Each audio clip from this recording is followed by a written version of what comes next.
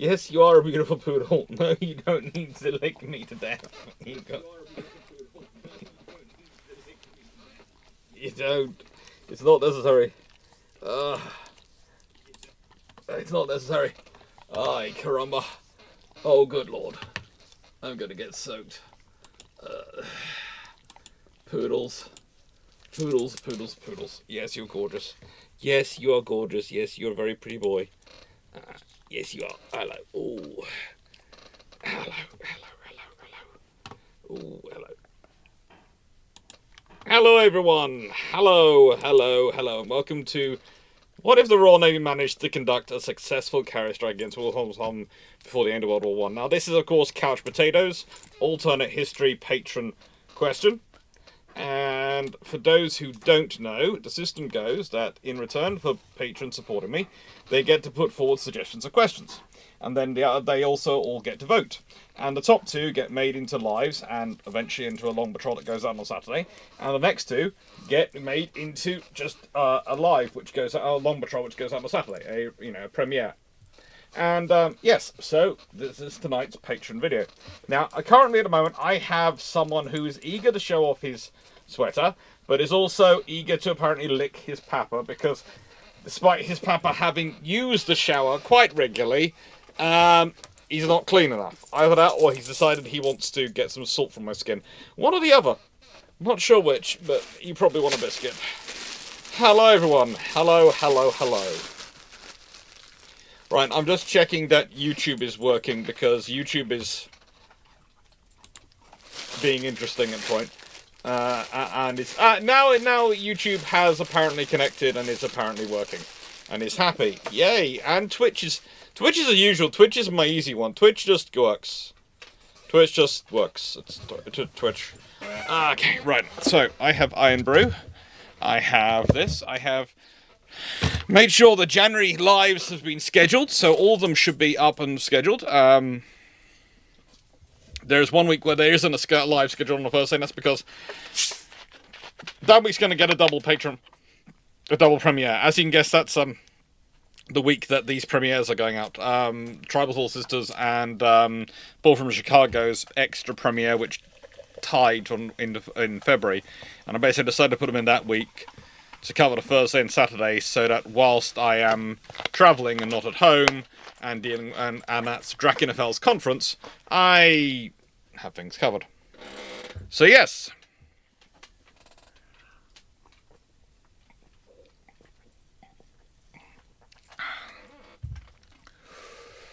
It's time for some naval history. And as is normal with alternate histories, I'm going to do the history, and then after the shameless book plug, it'll be the alternate history. So that's the way I've sort of established the way to approach things. And again, I'm saying this, and next time in how we do one, and if they're still putting this comment, I'm going to start naming and shaming. It is for the two people, now, we've got it for free, the two people who do not like alternate histories, and then for some reason watch past the shameless book plug, and then to comment that they really didn't like it and they don't see the point of it. As I say before, this is the question. This is the question which the patrons have suggested on, and then the patrons vote on. Because as I said, it's the patrons suggest all the questions. There's currently a patron suggestion going live at the moment. There's patron suggestions, and the vote's going to start tomorrow. So if you want to have any more suggestions you want to put in, you put them in. You better put them in now. And and then patrons vote for them. So literally, it's both patron suggested, patron voted for, to make sure it's as fair to the patrons as possible. Well, let's be honest, it's all of you who support this channel, who watch it, who are members of it, who are patrons of it, who do the super chats and super thanks and all those things, who make it all possible. Because, as I said before, this is how I fund my research. So instead of me going and having to jump through hoops of grant applications and all sorts of things, I get to fund my research by doing YouTube videos and chatting all with you. So, yeah. You're going to be a good boy. You're going to be good. Good. And you had some food. You have had some food. You've got some water over there. Yes, there's water over there. Okay, I'm going to stop patting you because I need both hands to control the computer. I do. I need both hands to control the computer. I'm sorry, I do. I know you find it disturbing, but I do need both hands to control the computer. Hello, yes, I need both hands.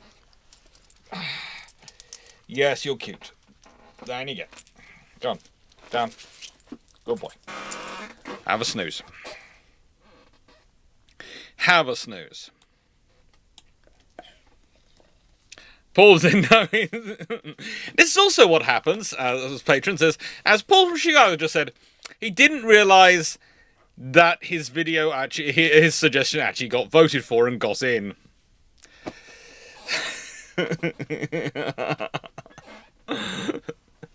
I love my patrons, I really do.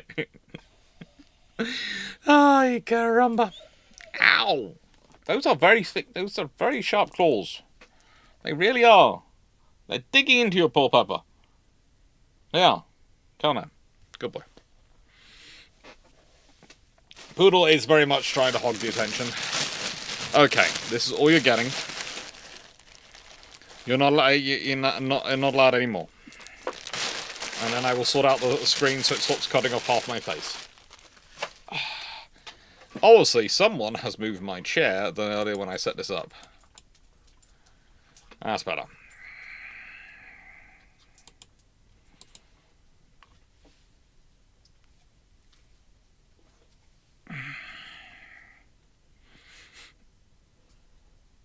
Performing children and animals. Yeah, NK 3332. Yeah.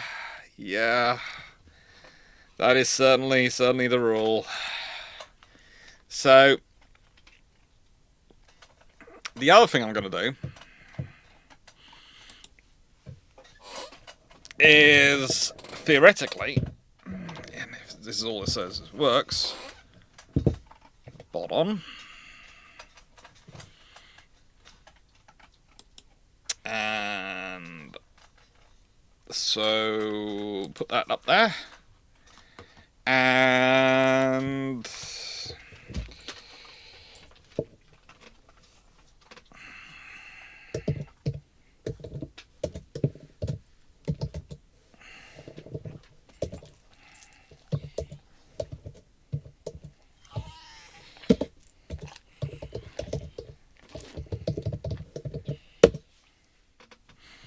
let's see.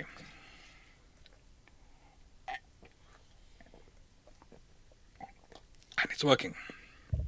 And it is working. So the bot is on, so questions will not be lost. We can start then. So, when I'm asked and I start to discuss when was the first aerial raid conducted by ships on a land target, when was the first time we did attack from the sea using air power, I have to explain it actually even happened earlier than this. That whilst the raid on Cuxhaven, which is probably the bigger one, which takes place on 25th December 1914, so whilst the army was having a Christmas Day truce on long parts of the Western Front with the Germans, the Royal Navy was waking them up with a morning present of bombs on their Zeppelin base. This is not even the earliest use of aircraft in this war, and in an offensive action. It really isn't. But the point is, when we start talking about this, usually when I'm discussing these things, the people look at me and go, yeah, but they weren't using aircraft like that in World War One. And I go, literally, December 1914, using seaplane carriers, Engadine, Empress, and the third one's Rampania, isn't it? No, Raleigh, stop it. No, stop it. Rivera. No. Behave. Empress, Engadine, and Rivera. The two which look like each other are Empress and Engadine, which are both converted sister ships, sort of. And Riviera is this one. And then carry out an attack with the most flimsy, the most illogical, and I've got the entire passage copied here just in case anyone, if I needed to prove it, I can read out word for word from Julian Courbet's official history what they get up to, but pretty much They take some short seaplane bombers, roughly, I think, 7 aircraft overall, a couple of different types, and they go bombing. They go bombing. And they do well. In terms of actual damage, not that great. But in terms of strategic damage and doing it, this is a bit of a shock to the system for the Germans. And the Royal Navy immediately sort of go, oh, this could be useful. Oh.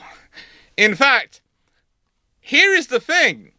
It's after Cuxhaven. It's after the attack on Cuxhaven the Royal Navy starts going, you know what? Seaplane carriers are fine, but we really need something a little bit better than this. Why, you might be asking? Because the limitations of launching the seaplanes, because of the aircraft, other ships having to stop. But here's the really fun thing. The Harwich Force goes out and hangs out in German waters for almost a day, in terms until almost 24 hours realistically, and are able to sit there and no one comes and kicks them out. This is a revelation to the Royal Navy. This is a revelation to the Royal Navy. They are ecstatic about this. Thank you, Colaborative Force, for the Happy New Year. And sorry, Nightbot is still in very high sensitivity mode. In good news, though, so far, judging by the report I get, automated report I get occasionally from Nightbot, and from Sunrise, we have been blocking a lot of pawn bots recently. But leave that to one side. Yeah, the Royal Navy have been going, we can do this. So, as early as December 1914, the Royal Navy is excited by the purposes of air power and the capabilities of air power. And then you have to remember, the Royal Naval Air Service are happily, merrily getting on with doing all sorts of operations in Belgium, supporting the army ashore, supporting the coastal end of the British section of the front, and generally being, well, annoying to people. The RNAS is... Let's put it this way. It is only the RNAS, and at some point I will manage to get this video sorted. I want to do a video with the chieftain about this. It's only the Royal Naval Air Service which would come the idea of, let's take our Rolls Royce to go hooray Henrying into the middle of the no man's land to pick up our downed pilots and get home. Yeah.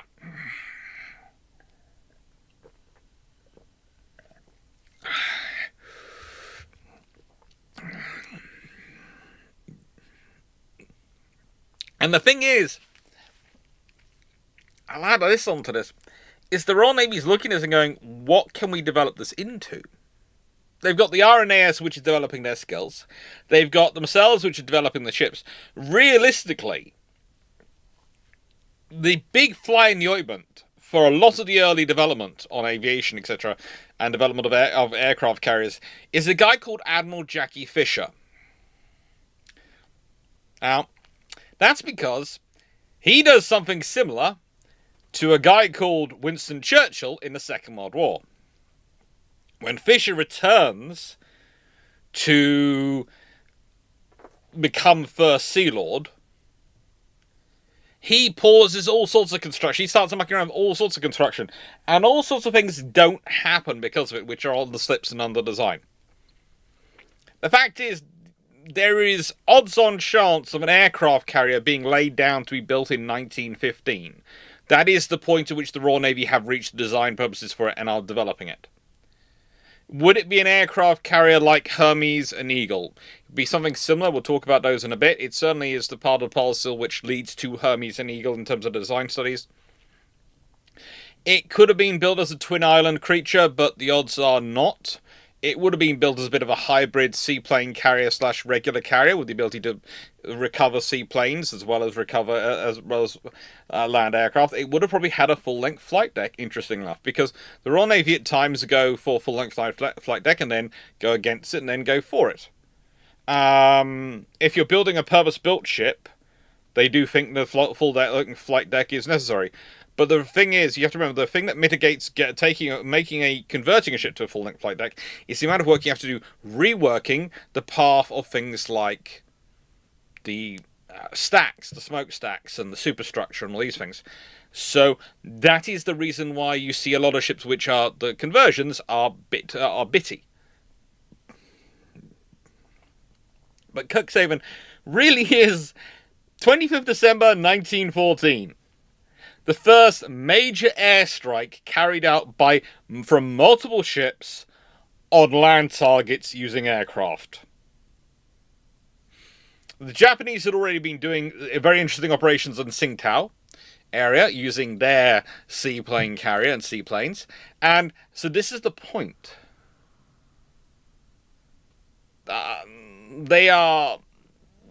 Aviation is already coming, okay?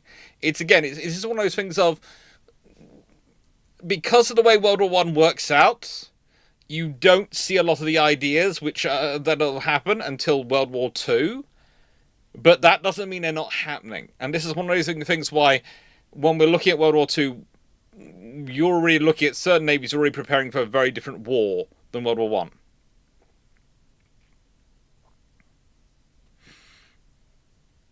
Duncan Wood, you should really do a care video on short folder seaplanes. I will do, but I want to do that after I've gone and seen some of the last surviving ones. And,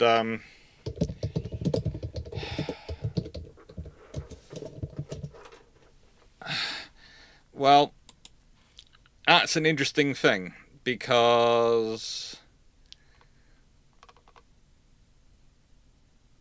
surviving examples are debated about whether they are that or not.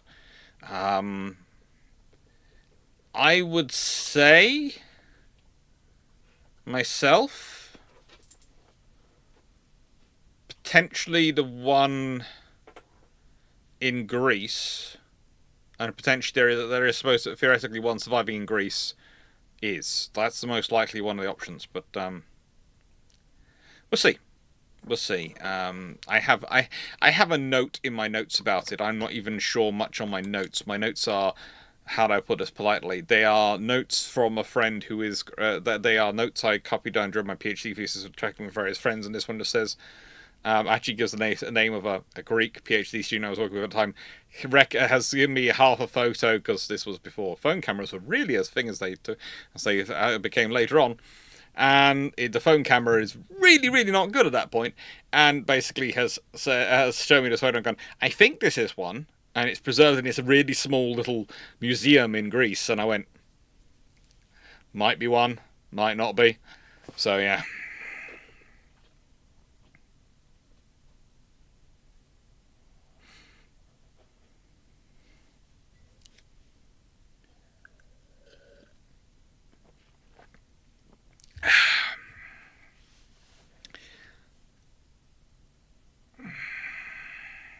So, raid on Cuxhaven. It has this example. It has this in. It's early in the war. It's the full Harwich force. There are destroyers. There are light cruisers there, and there are 3 seaplane carriers. So, the point is, it's a multi-ship operation. It's a nice template to follow. And then we start looking at the plans to hit Wilhelmshaven. Well, they're turning up in 1917. Most of them planned. Most of them based on something called the Sopwith Cuckoo, which was the first torpedo bomber to be developed as a torpedo bomber in terms of being a carrier-based torpedo bomber. There have been other seaplanes which could carry a torpedo, but they weren't really designed to be strike aircraft with a torpedo. They weren't designed to be torpedo attack aircraft. They could use a torpedo, but it was a case of, it's something we've had added on. One of them even specialized in, and I kid you not, it would land in the water, launch the torpedo whilst going around on its floats, and then take off and fly away again. There were some really interesting ideas. Really interesting ideas. So,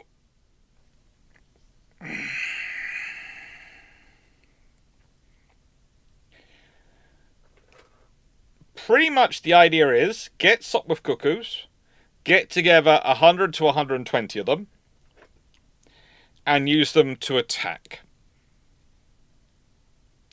Use them to attack. Now, the interesting thing is, BT actually plans to use more than Surda, who's the Commodore in charge of the fleet, sort of Commodore in charge of Fleet Air Arm, and one of really the founders of the whole naval aviation. BT wants to use converted merchant ships, all converted along the lines of Argus. Sursa wants to use the ships that exist, which is Argus, Furious, Campania, Courageous and Glorious, providing some assistance. But you know, that's the it's that sort of the fun options for them. And all this seems rather sensible. The one problem is when they are planning in 1917, they have no idea of the troubles it's going to get the Sopwith Cuckoo into operation, because while Sopwith have produced a design, Sopwith have produced a design which is kind of like a Rolls-Royce of Ferrari. It's a wonderful design, but it's going to be a hand-built slow job, not a factorized production. It's not really a scalable production model.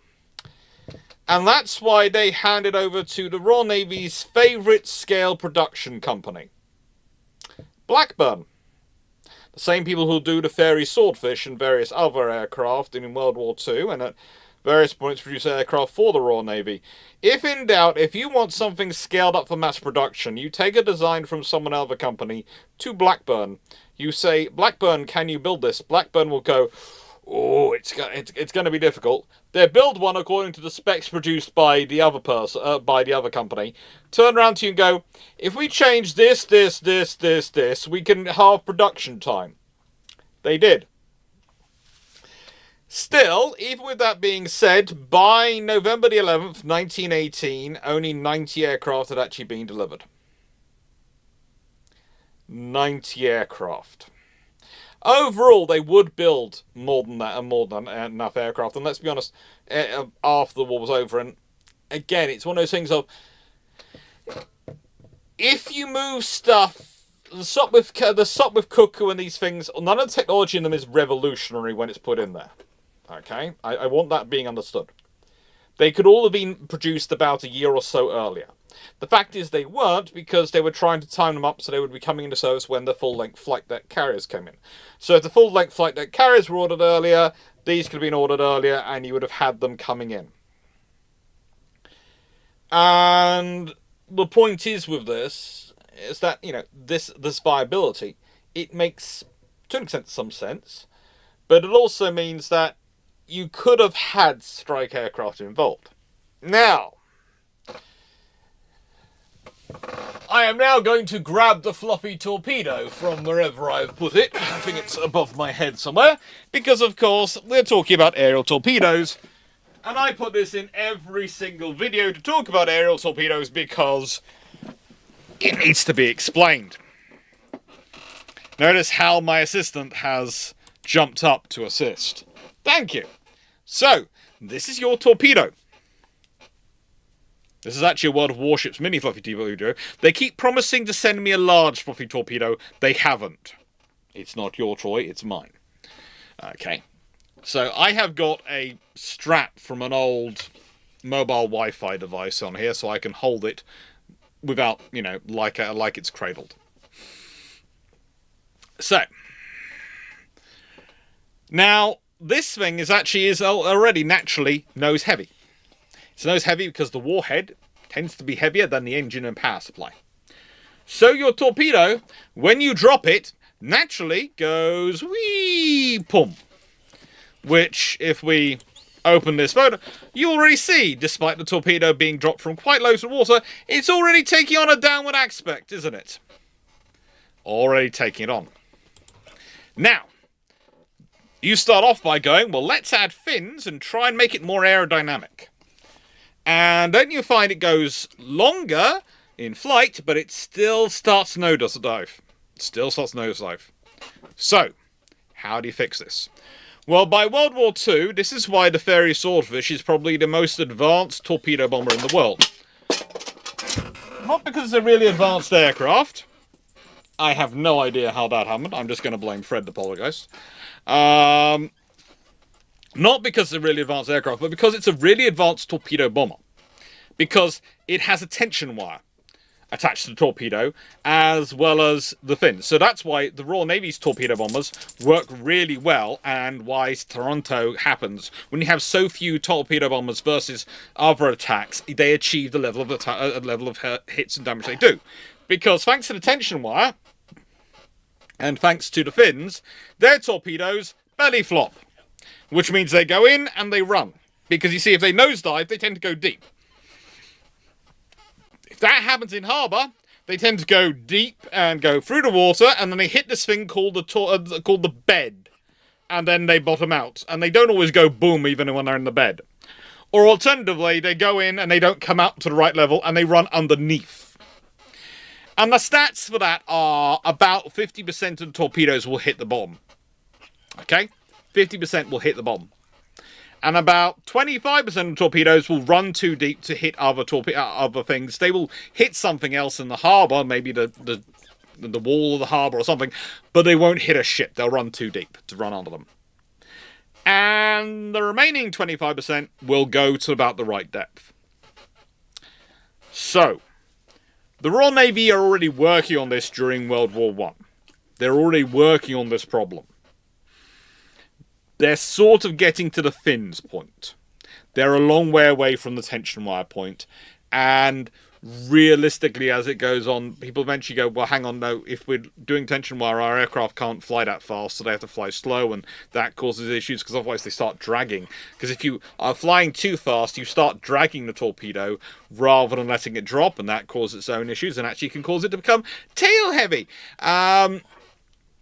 Which is all sorts of fun things. So you have to be really, really careful with your systems. No! Oh.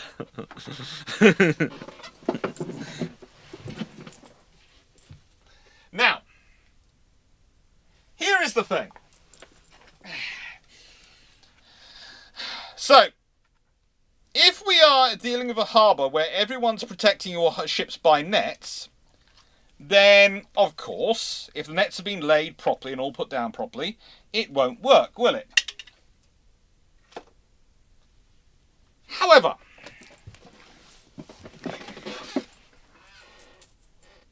here is the dirty little secret. If you're a really confident Navy, and you have never been hit before by such a strike, you might get lax. Remember, the Italians were fairly lax around Taranto, which is why there are so few nets around Taranto during the attack. And it's the same with Wilhelmshaven. You see, the Germans have kind of got lax during their time operating there. And there's the fact that, you have to take out the nets, you have to put them in place, and you have to take them away, pull them back in, and all things before you move, every time you want to move ships around and everything. And if your harbour's perfectly safe, and you've never experienced attack, no one's ever been attacked like this before, what are the odds you're going to be actively defending against it?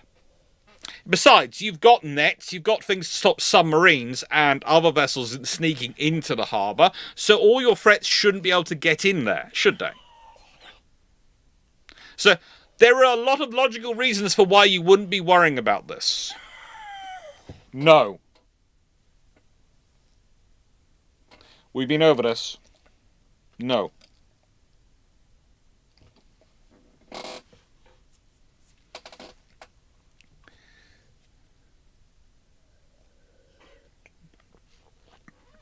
Also, I'd like to point out, there's a reason the Royal Navy attacked on the 25th of December, when they attacked Cuxhaven. Because rather like the Japanese, when they are, approaching Pearl Harbor on a Sunday morning, certain cultural scenarios affect certain nations. And big feast days and feast events in the German Navy, especially a German Navy which, let's be honest, in Wilhelmshaven's case, are mostly going to be ashore, because remember, they don't live on their ships when they're in harbour. It's not like Scapa Flow. Yeah.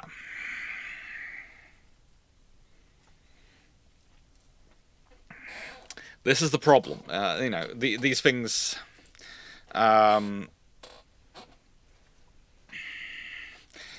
each navy has its own style.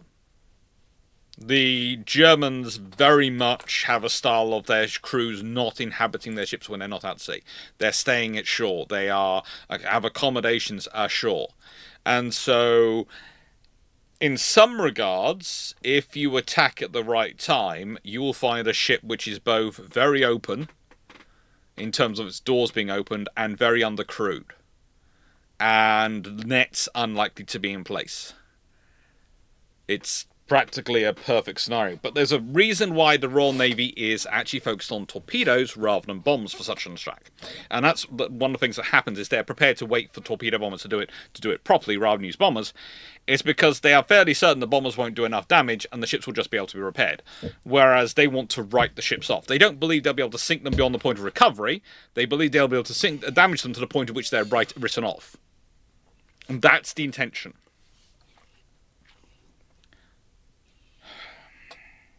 No, Raleigh. So, now let's consider Hermes. You will have to go to your bedroom and be on your own, because you can't be with the girls this evening because you've already disturbed them. So stop it. I don't want to send you off your own. You deserve company, and you are lovely, but you can't disturb this the whole time. You have to be like you're good when I work, okay? Stop being naughty. Just because you think you can get attention. Okay. So, Hermes. Hermes is always fun. Hermes as a design officially starts in 1916. But however, when you read the notes on Hermes file, you'll find it takes you to another file, which starts in 1914-13, depending on how you read it, which leads you to another file, which starts in 1911. So, again, aircraft carrier development. It did start here officially in World War I, not before it.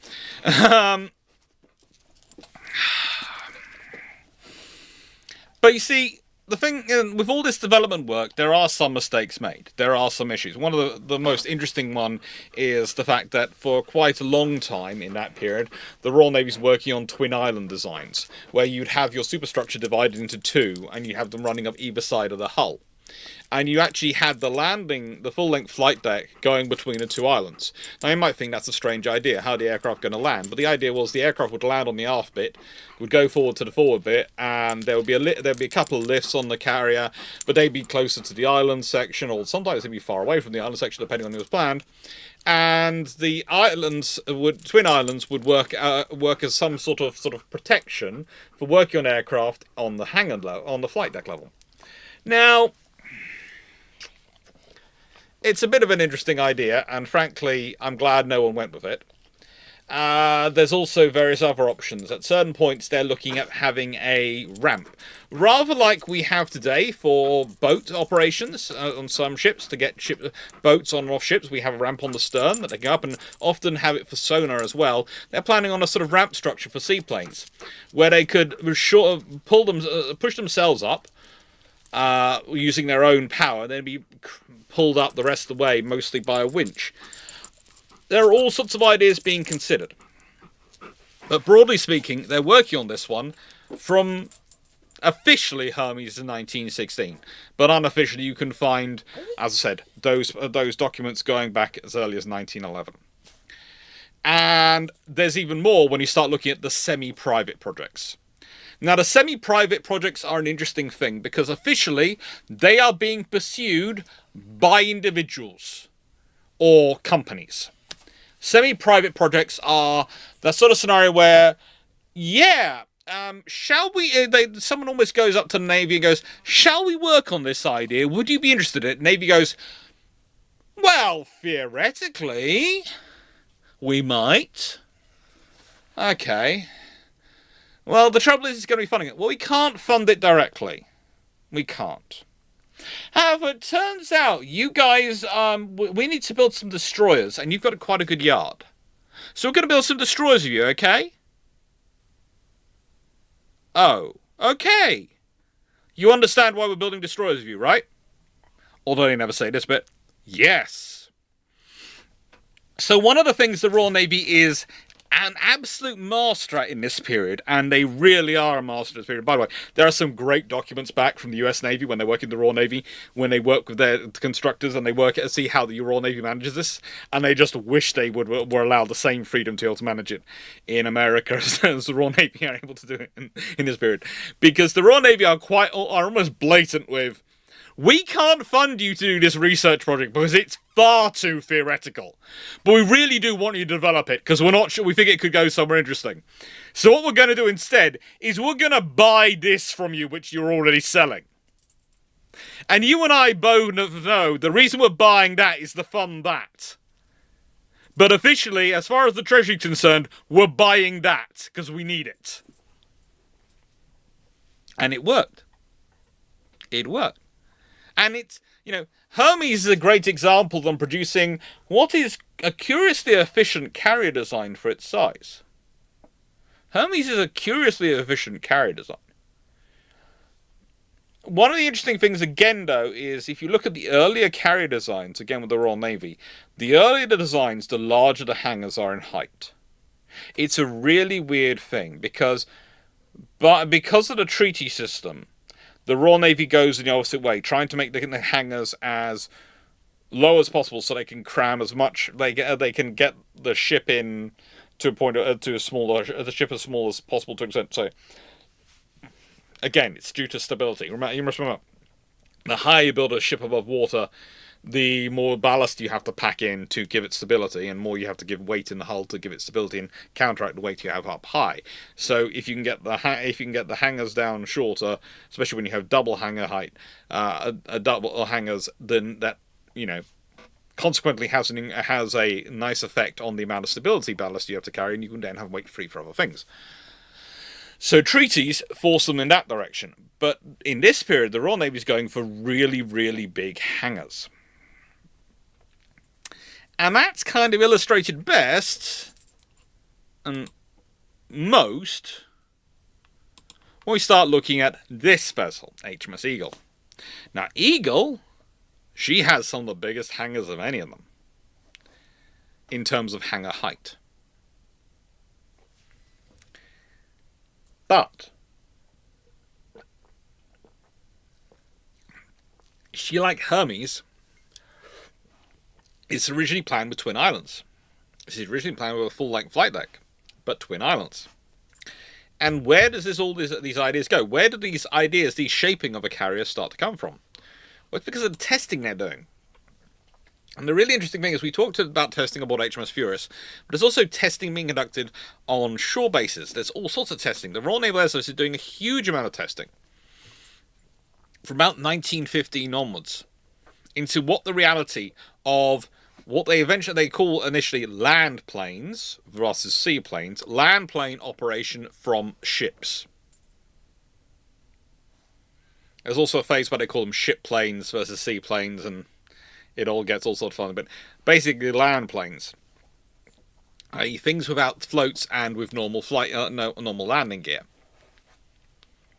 Now, they're doing this for two reasons. One, let's be honest, seaplanes are float planes are very interesting. Float planes are inordinately more heavy because they're carrying the float structure. Seaplanes are usually a very interesting way to design a vessel in that they are, and I do mean vessel, because they are basically supposed to land and take off from the water and are as much a boat, realistically, as they are a plane. Those criteria together can make for interesting usage of space aboard a ship. Land planes are attractive because they can be made and stowed in smaller spaces. They will take up less hangar height. They will take less hangar space up. They are going to be far more efficiently organized. And this is all useful for getting maximum amount of aircraft. And again, the thing they're all working towards, and a lot of this stuff is working towards, is the 100 to 120 Sopwith Cuckoo strike. They want 100 to 120 aircraft.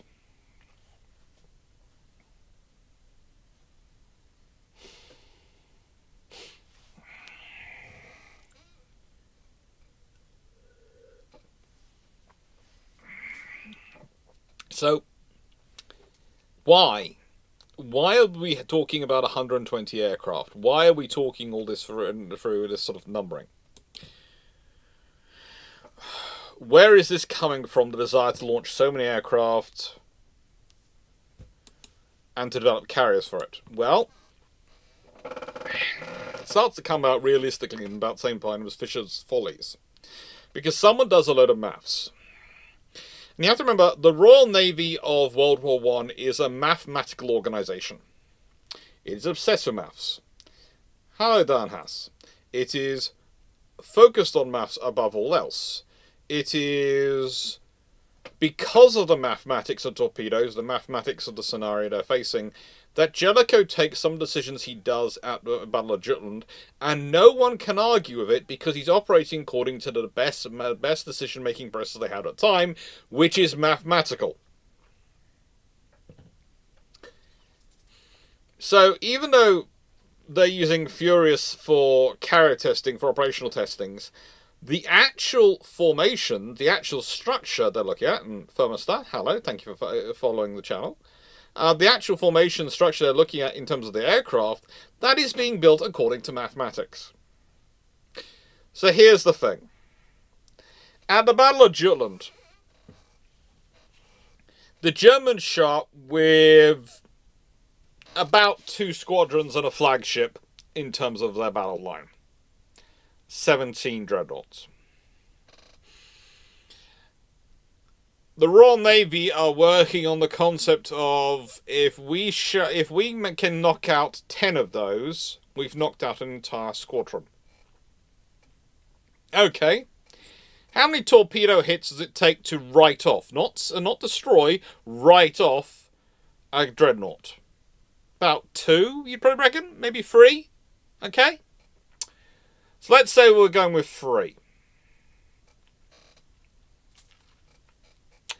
To get to write off a squadron, I need to write off 8 ships, which is 24. So, realistically, that means at least 25 torpedoes need to hit ships. I know half of any torpedoes I launch will hit the bottom. Half of the ones which actually don't hit the bottom are going to miss and go either too deep and hit the sides, or they're going to go off, they're going to malfunction some way. So that means 25% of my torpedoes are going to work. 25% of my torpedoes will work. So where does the figure of 100 to 120 aircraft come from? Quite simple. 25 to 30 torpedoes need to hit their targets. Which, if you're banking on 2 to kill a ship, could kill a maximum of 15. If you're banking on 3 to kill a ship, could sink a maximum of 8. That is literally what they're doing.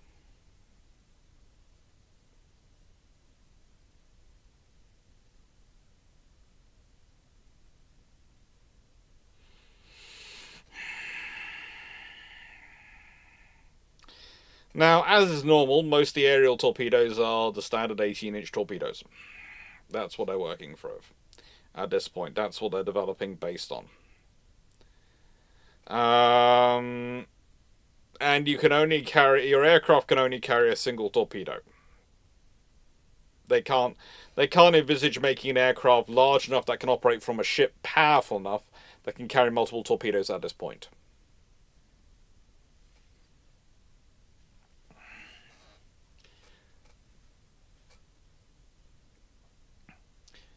So Furious is interestingly enough, though, is what we have going on in terms of Fischer's Follies, and is involved in a lot of this testing. She's the first ship to receive what is pretty much a full-length flight deck. The trouble is her superstructure's in the middle of it. She has two hangar structures, one forward of the superstructure, one after the superstructure. And it proves as much a problem as the Royal Navy fears it's going to be with converting created ships, in that you have to deal with the superstructure before you can actually do anything with them.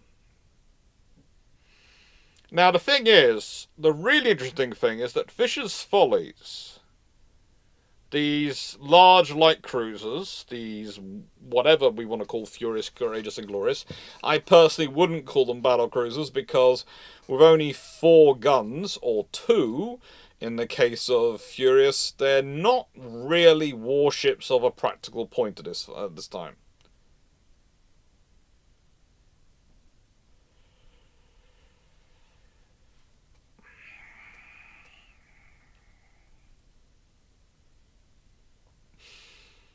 Now,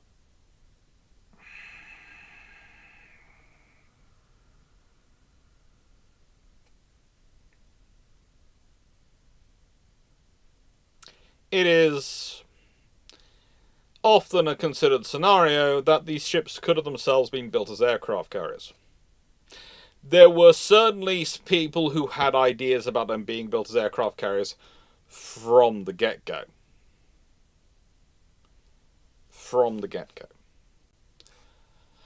And it is one of those interesting positions that if Fischer hadn't been quite as anti-aviation, anti-development as he was at that point, because he saw it as aircraft as being too weak to do anything in this period, and it's only later on he gets captured by them, then it could have been a really interesting scenario if these 3 ships had been built from the get-go as aircraft carriers.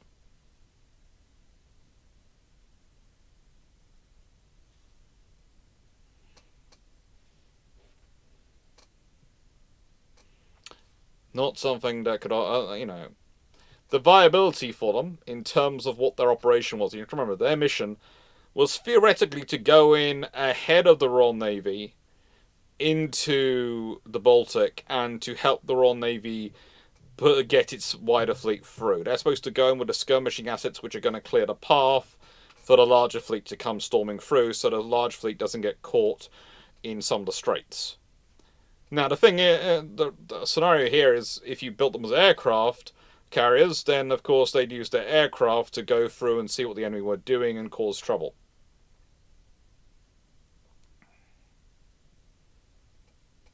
Now, again, I would point out that there is a debate again about them in that sort of the mission they were built to would have been necessary to be done with the guns they were planning to use them. But again, 15-inch guns were not really a practical thing for them to be using.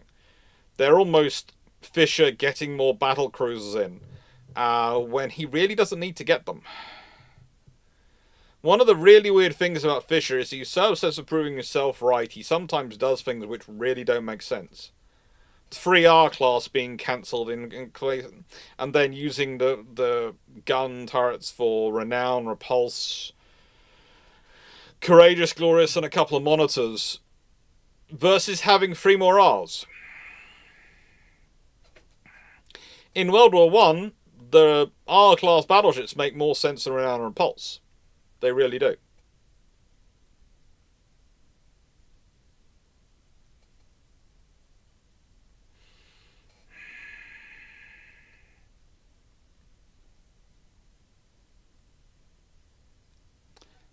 But it's always fun when you see questions in the chat and you're just going, "Oh, what?" Yeah. Just a quick answer to that one. I'll get onto it properly once I get to the Shameless Book Plug. Jacob, were land-based torpedo carrier planes a thing? Could make sense for Britain. Yeah, lots of nations had land-based torpedo bombers. Lots of them. In this period, though, they are working on them. That's where a lot of torpedo testing is coming from. But it's mostly seaplanes in World War I era. It's mostly seaplanes and float planes.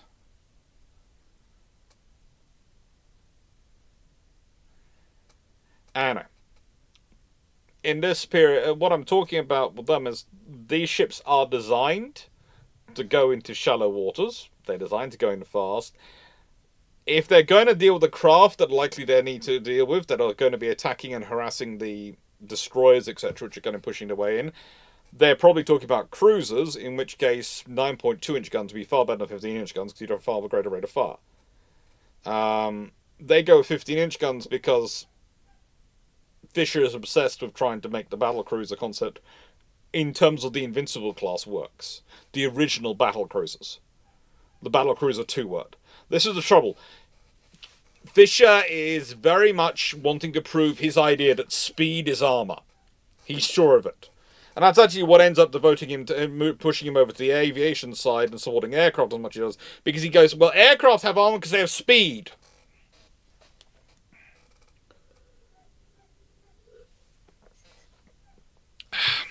The man is a visionary. The trouble is, sometimes he's so obsessed with a vision, he doesn't place it in reality.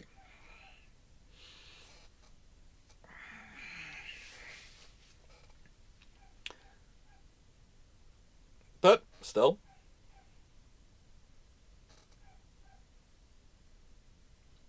I wonder why Zebedee's woofing so much. He's not now.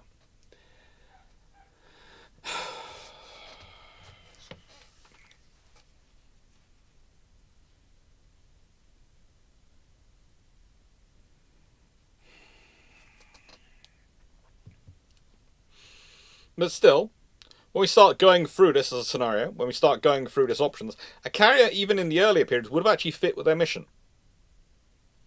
It would have fit carrying bombs, using them to carry out... Remember, you must remember, dive bombing's already a bit of a thing at this point. It's already been worked on, it's already been developed. It's already being used by the RNAS, etc. They have quite a large number of bombing pilots who are quite skilled at dropping their bombs.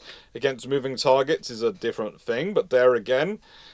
it's nothing they haven't already been working on and haven't already been doing. They've been using aircraft to harass German torpedo boats when they've been trying to attack the Harwich force and when they've been trying to interfere with the block of the channel, the various protections of the channel. It's one of those constants of World War I already. Yeah, visionary is one of those things. Look, how do I put this politely? You need visionaries. They turn up every now and again, and they foresee a way forward, and they often do push a lot of way forward. But the trouble is, those visionaries also need to have someone next to them, kind of like that, mythical Roman slave who whispers in the ear of the general as they're going through their standing ovation and everything, "You are but a man." You need someone to basically go to remind them to keep their feet on the ground.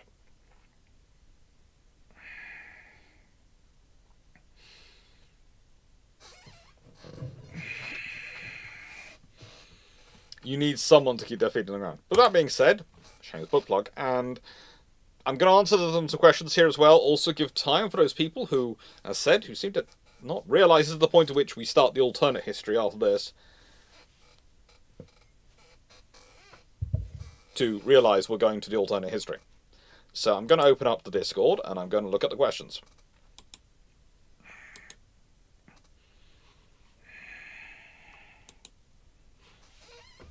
Alright. Ooh.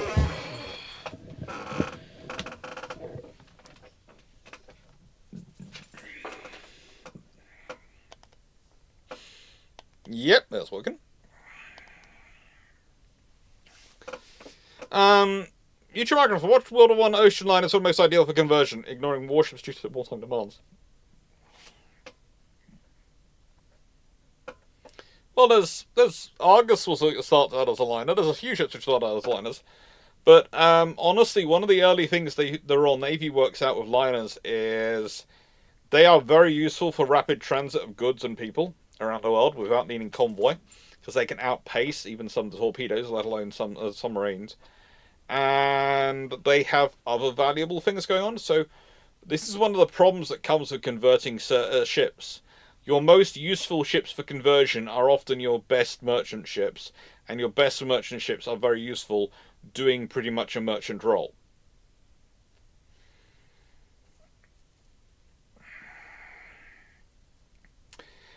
Channel. How many carriers does Britain have on the preamble of the Warship Naval Treaty? They have Argus and Furious and a couple of other conversions wandering around and seaplane carriers. They also have Eagle and Hermes being built, and in the process of moving into the being built, fitted out as carriers, and fully built. So they have a fair number already on the boxes, and that's the reason why the Washington Naval Treaty includes that criteria of experimental carriers. And one of the reasons why the Royal Navy keeps up quite large, not carrier numbers in the interwar years, but is able to replace them as freely as they are in the 1930s without breaking the treaties, is because quite so many of their carriers were experimental because of reading the letter of the rules of when they were laid down or initially launched, not actually when they were actually built or finished off.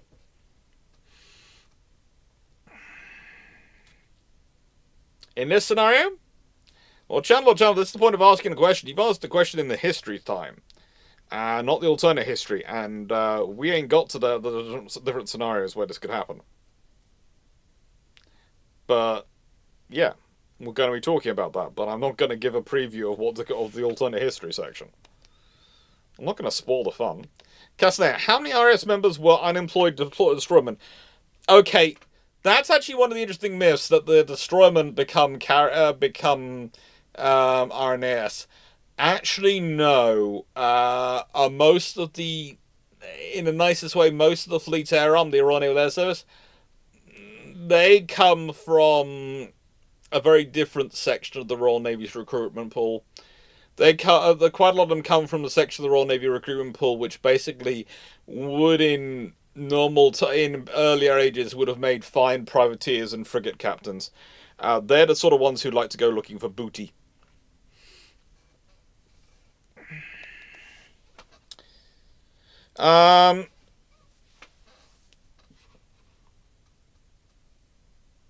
Thank you, Paul. Carrot, if there was a class of combined full flight deck seaplane carriers built, could we see a well deck to allow the float planes to run in as it would not be conversion? Not a well deck, as said, but the ramp structure. The ramp structure was certainly something they were going for. And the trouble is, again, it's if you're using, and please do remember, so you're converting a liner. A liner is already a very good length to beam ratio for high speed. Not necessarily for the best length to beam ratio for stability in terms of the point of aircraft operations. I'm not sure. What are your thoughts on Max Horton as leader and admiral? He's a fairly efficient leader and admiral. I don't consider him as revolutionary as others say, because to my mind Norton does most of the work prior to him getting in there. Basically, most of the systems have been set up by the guy who's come back from the China station, Norton. And then Horton I think, is it Norton? Might not be Norton. I know he'd been on the admiral who'd been on the China station. He comes back. He's doing a really good job, and then Churchill decides a submariner should be in charge of the western approaches to deal with submarines. And so, despite the guy being the acknowledged best admiral we have for anti-submarine warfare, he's sent off, after setting up the systems, off to America to become the special liaison out there, and Horton is put in charge because it takes a submariner to kill submarines. And all Horton basically does is just carry on using the systems which his predecessors set up.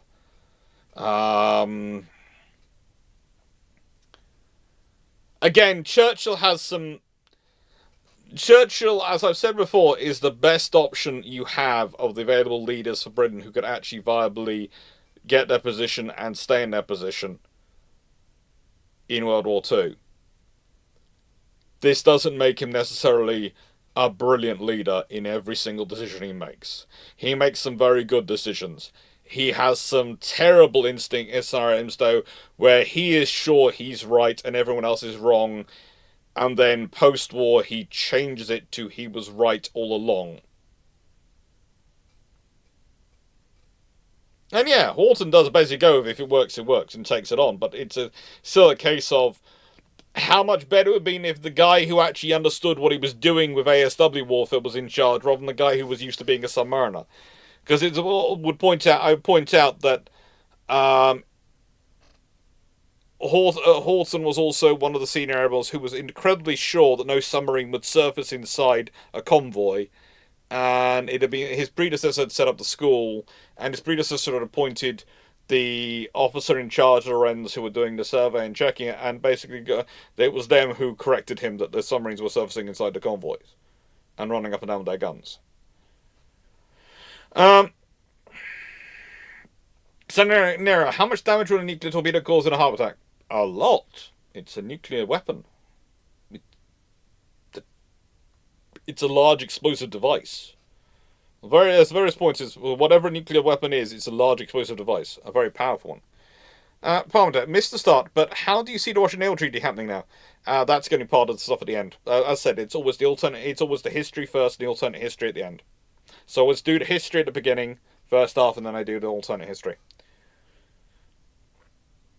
So these questions, I will return to some of them.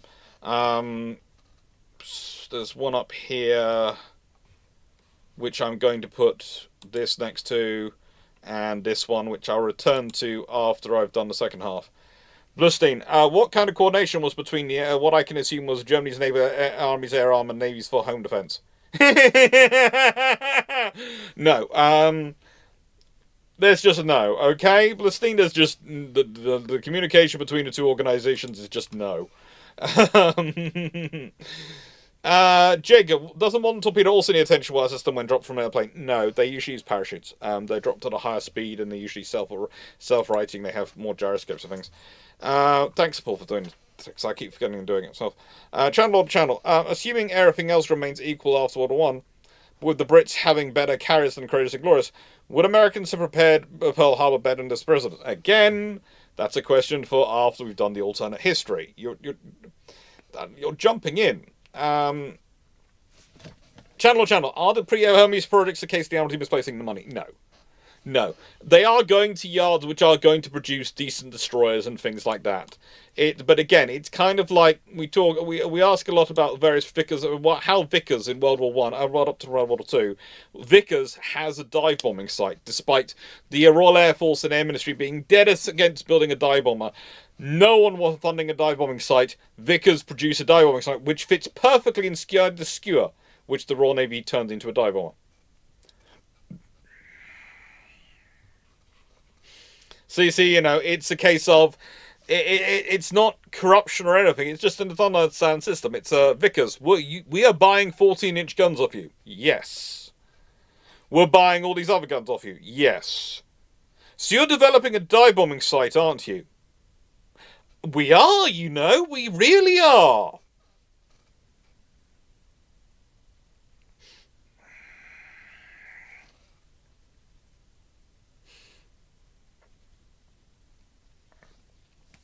Kara, if Hermes is having built with one of the honourable options, could you see her being turned into amphibious assault ship once full carriers become prevalent over seaplanes using it for boats?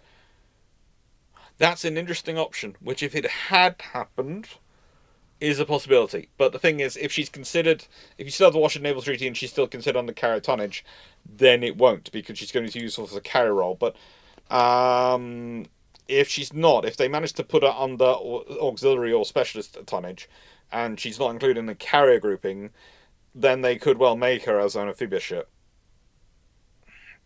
Gosberg, does 1915 Royal Navy land carrier testing show similarities with contemporary Chinese land carrier? There are similarities going on it, but usually the Royal Navy would just... whereas the Chinese are currently building stuff with concrete, the Royal Navy just would peg it out. They just put pegs on the ground, okay? Yeah. Blistine, could you use a torpedo strike to damage the Kiel Canal? Not realistically. The Kiel Canal is a sea canal, and if I'm not mistaken, I'm just gonna check because it's worthwhile checking, but.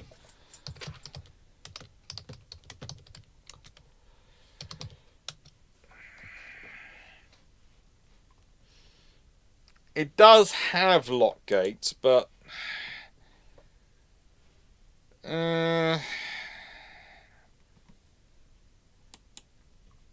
it's I would say that whilst it does have lock gates and it does have those sort of sirens because it is a freshwater canal and they do it to stop it being tidal, etc., and various other things.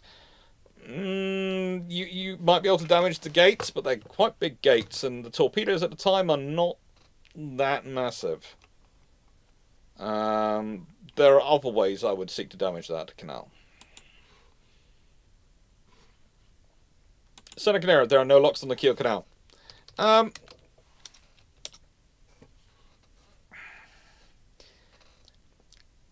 Seneca, before you put that in the chat, it doesn't have locks anymore. Yeah, it was. Yeah, I was just gonna say, yeah.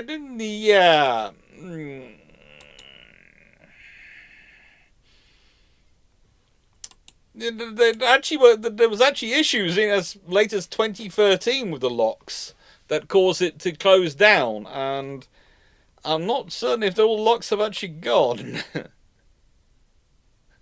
Jacob, yeah, I'm sorry, Seneca, and there are locks. Oh. There might not be locks anymore, but then they've gone recently, and I don't know. But let's see if there are any more questions before I get back to me. Chandler, if the Courageous class will build as Kiel carriers, we'll talk about that after. And land-based torpedo carriers, bombers carriers, thing could make sense for Britain. Yeah, they were building all sorts of things at this point. They were getting there, but not quite. So, that being said, we move from there to the alternate history. Seneca, I may live on the other side of the country and have no idea. But you're doing the AI thing, at least. You might be wrong, but you are confidently wrong. I live in Britain, and the closest I've been to the Kiel Canal in 20 years has been driving very fast past it in late at night.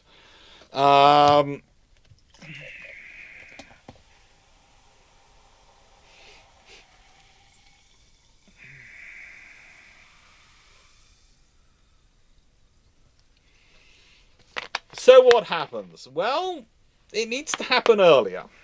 Okay? The question is, they go as is, so they manage to get the aircraft built earlier, or the Follies are built as carriers. Now, there are 2 points at which the Follies could end up converted carriers. After the fall of Fischer, they're converted to carriers. Or, alternatively, they're built as carriers from the get-go. Okay? The point is, this is not out of the realm of possibilities. The whole point I was trying to make in this point when we're discussing the history is that whilst carriers are something which are being developed in this period, they are around as an idea for quite a while. There's a lot of work going into them.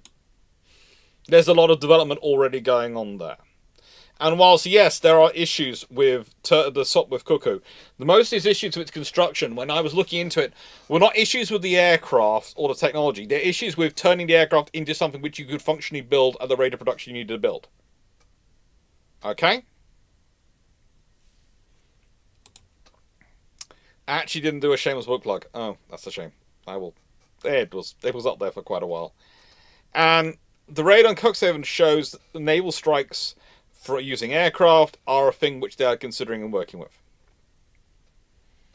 And there's a lot of other evidence, but this is the most visible one, okay? I can point to archive documents, I can point to Admiralty discussions, I can point to all sorts of things like that, but the most visible, easy one for me to focus to point you to, for you to go and look at and go, so on the same day as the army has a truce with the Germans and they are playing football and everyone's singing carols together and it's all lovely, the Royal Navy's going, hey, high seas fleets, hey, Kaiserlich Marine, here's your Chrissy present.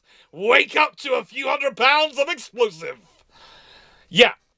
I'm not saying there's a difference between the organisations, but there is a slight difference between the organisations. And here's the fun thing. In peacetime, the Royal Navy and the Kaiserlich Marine used to hang out quite regularly. They used to have parties, regattas. There'd been battleships visiting Germany not that long ago. They had regular events together. They were very friendly. The Germans realised, though, after the war began, that the British were very artistic, and they'd always noticed them drawing whenever they'd come over to visit. They didn't realise that the Royal Navy had literally hundreds of beautifully hand-drawn maps of every single one of their bases, courtesy of their midshipmen. The very artistically inclined Royal Navy.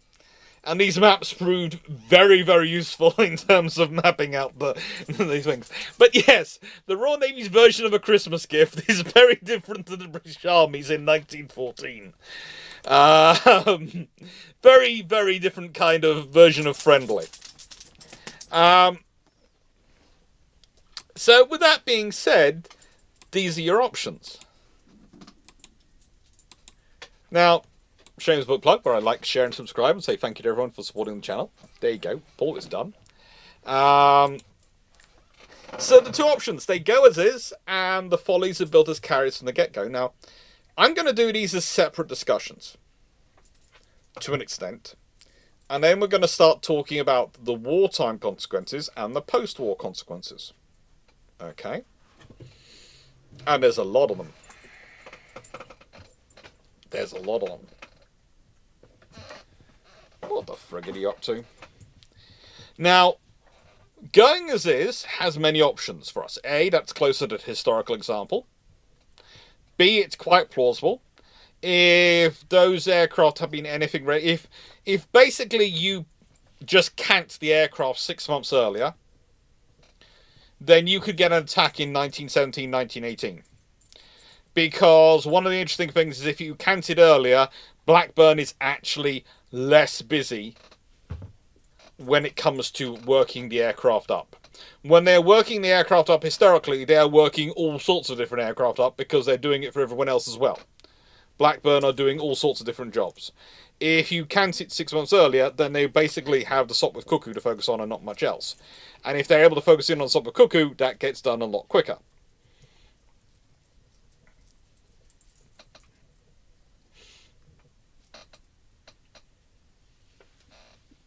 Now, the thing is,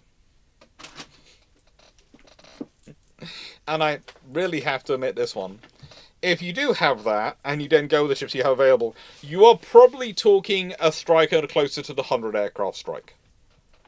Okay? The ships that they can probably cram in some more, but it's probably a 100 aircraft strike, and it's going to be roughly a single wave. It's going to be basically, it's going to be a long wave, but it's going to be a single wave operation. We'll talk it all through though.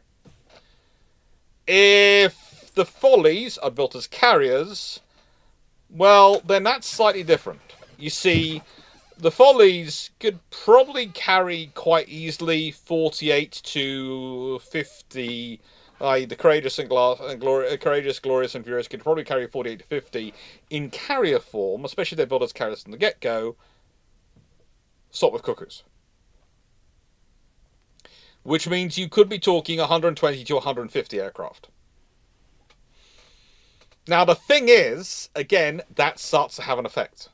That starts to have an impact on operations and our capabilities. But also, it does have another point, because if the Royal Navy builds ships like this, they're going to want to use them quickly before the Germans realise and start taking offence of them. But also they're going to want to make it a big event. And that actually could counter everything even earlier. Okay? You build these, you're going to be delivering something special. And the thing is, if you consider the timeline when the aircraft and when these ships were historically delivered to the Royal Navy, you could be talking about a December 1916 gift. i.e., Battle of Jutland hasn't gone as well for the Royal Navy as they wanted it, but they then hit the Hush Sea Fleet in harbour in Wilhelmshaven in December, let's say even 25th December 1916. They give another Christmas present to them.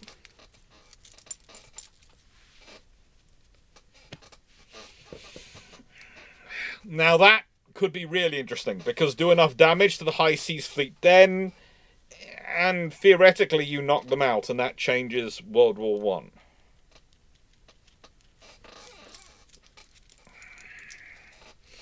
Now the thing is, and before we start this, both these operations are likely to be single wave, i.e. one monobluff, i.e. sending one large group of aircraft, but they're also likely to be... How do I put this politely? They're not going to be a single wave as in 100 turn up immediately. They're going to be launched as a single wave, and they're going to come in staggered. Because there is a whole lot of stuff which has to be developed and organisation which to go into actually getting multi-aircraft operations to work. Also, you have to remember one interesting fact about the Sopwith Cuckoo. And it's a fact which you need to remember. Go back and have a look. What do you notice about the Sopwith Cuckoo?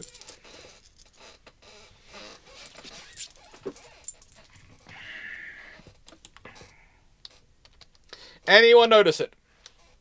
Anyone noticed the obvious difference between the Sopwith Cuckoo and pretty much any other torpedo bomber ever developed?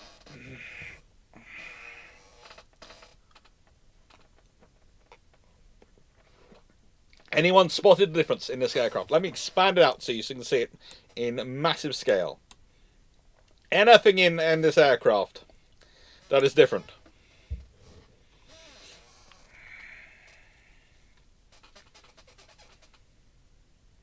Tail dragger? Yeah, that's a tail dragger, but that's not really a factor in this scenario. Matthew Keeling, on the money. Single seats.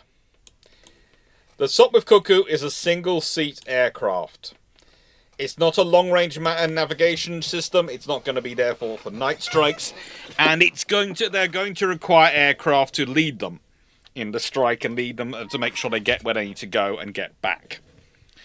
So you're not going to be going to have a clear day.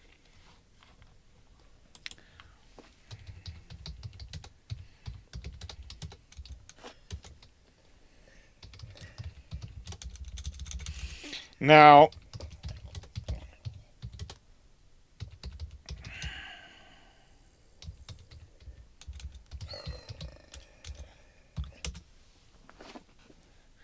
on the 25th of December 1916, Wilhelmshaven was incredibly cold. Its highest temperature was -2 degrees centigrade, and it went down to -4. It was a very, very cold winter's day. But it was cool, and the visibility was, broadly speaking, clear. So, it would be freezing cold, but a clear day. What are the odds there's going to be a lot of people wandering around? Not a lot. And what do you think? There's going to be a lot of people that sit aboard the German warships, which are not very good for habitability, versus ashore in the barracks. They're going to be in the barracks. So again, there are reasons for picking the day they're picking. So, we'll talk about it. So, they go as is. Well, this is going to be a later strike. This is going to be 1917, 1918. And here's the thing. If you're going in as planned, the Germans aren't in that great a condition. They haven't really prepared. They have got some air defense guns. As I said, they've got theoretically torpedo nets, but they haven't really positioned them out. If the raid is carried out as originally planned, spread across 5 ships, launching all their aircraft together, well, they can do it. They can launch the strike from 110 miles away from the target, so probably they'll do it from about 100 miles away. Their aircraft, the Cuckoos, carry a single 18-inch Mark 9 torpedo. A single 18-inch Mark 9.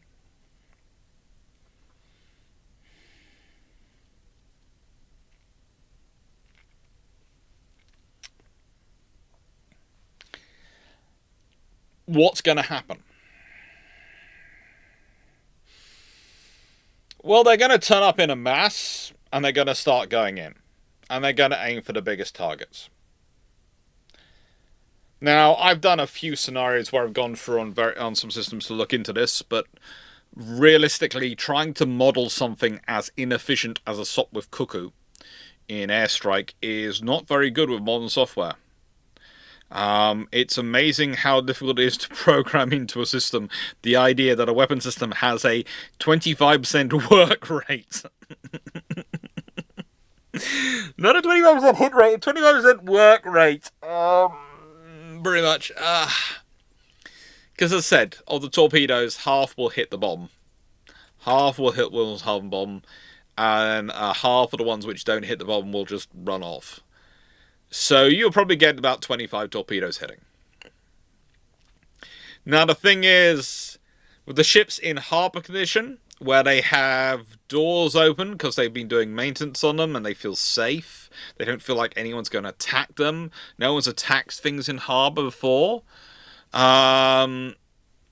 The ships have got some stuff going because they're not, they're not allowed to run completely out of power. They're not able to run off shore power, so they've got some things going, but some of them are running fairly cold. Different ships are different things. The real problem you have, and I'm going to see if I can find a picture of them. I have a picture of Wilhelmshaven somewhere. There it is, yeah. The real problem you have is that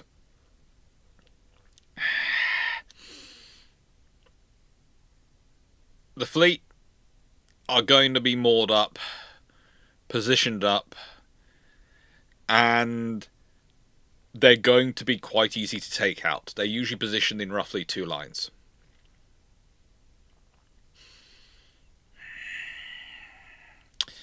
So, the main trouble you're going to have is the torpedo bombers actually threading between the ships and dropping in the torpedoes. Now, they can do it. They can do it, and the odds are you're going to have a very, very, very excitable 20 minutes. I would say the likely scenario in this time is that because of the length of time of the aircraft to actually launch and then take off, make the trip there, and then get back, the strike is going to be spread over 20-something minutes. The Germans are probably going to lose a fair number of ships. Now, what do I mean by losses? I mean they're going to be write-offs. Not they're going to be... If they sink, they're going to sink in Wilhelmshaven Harbour. They're going to be able to be recovered. But it's a case of, does Germany in World War I have the resources and the support, especially in 1917-18 when this could be happening, to actually make this happen?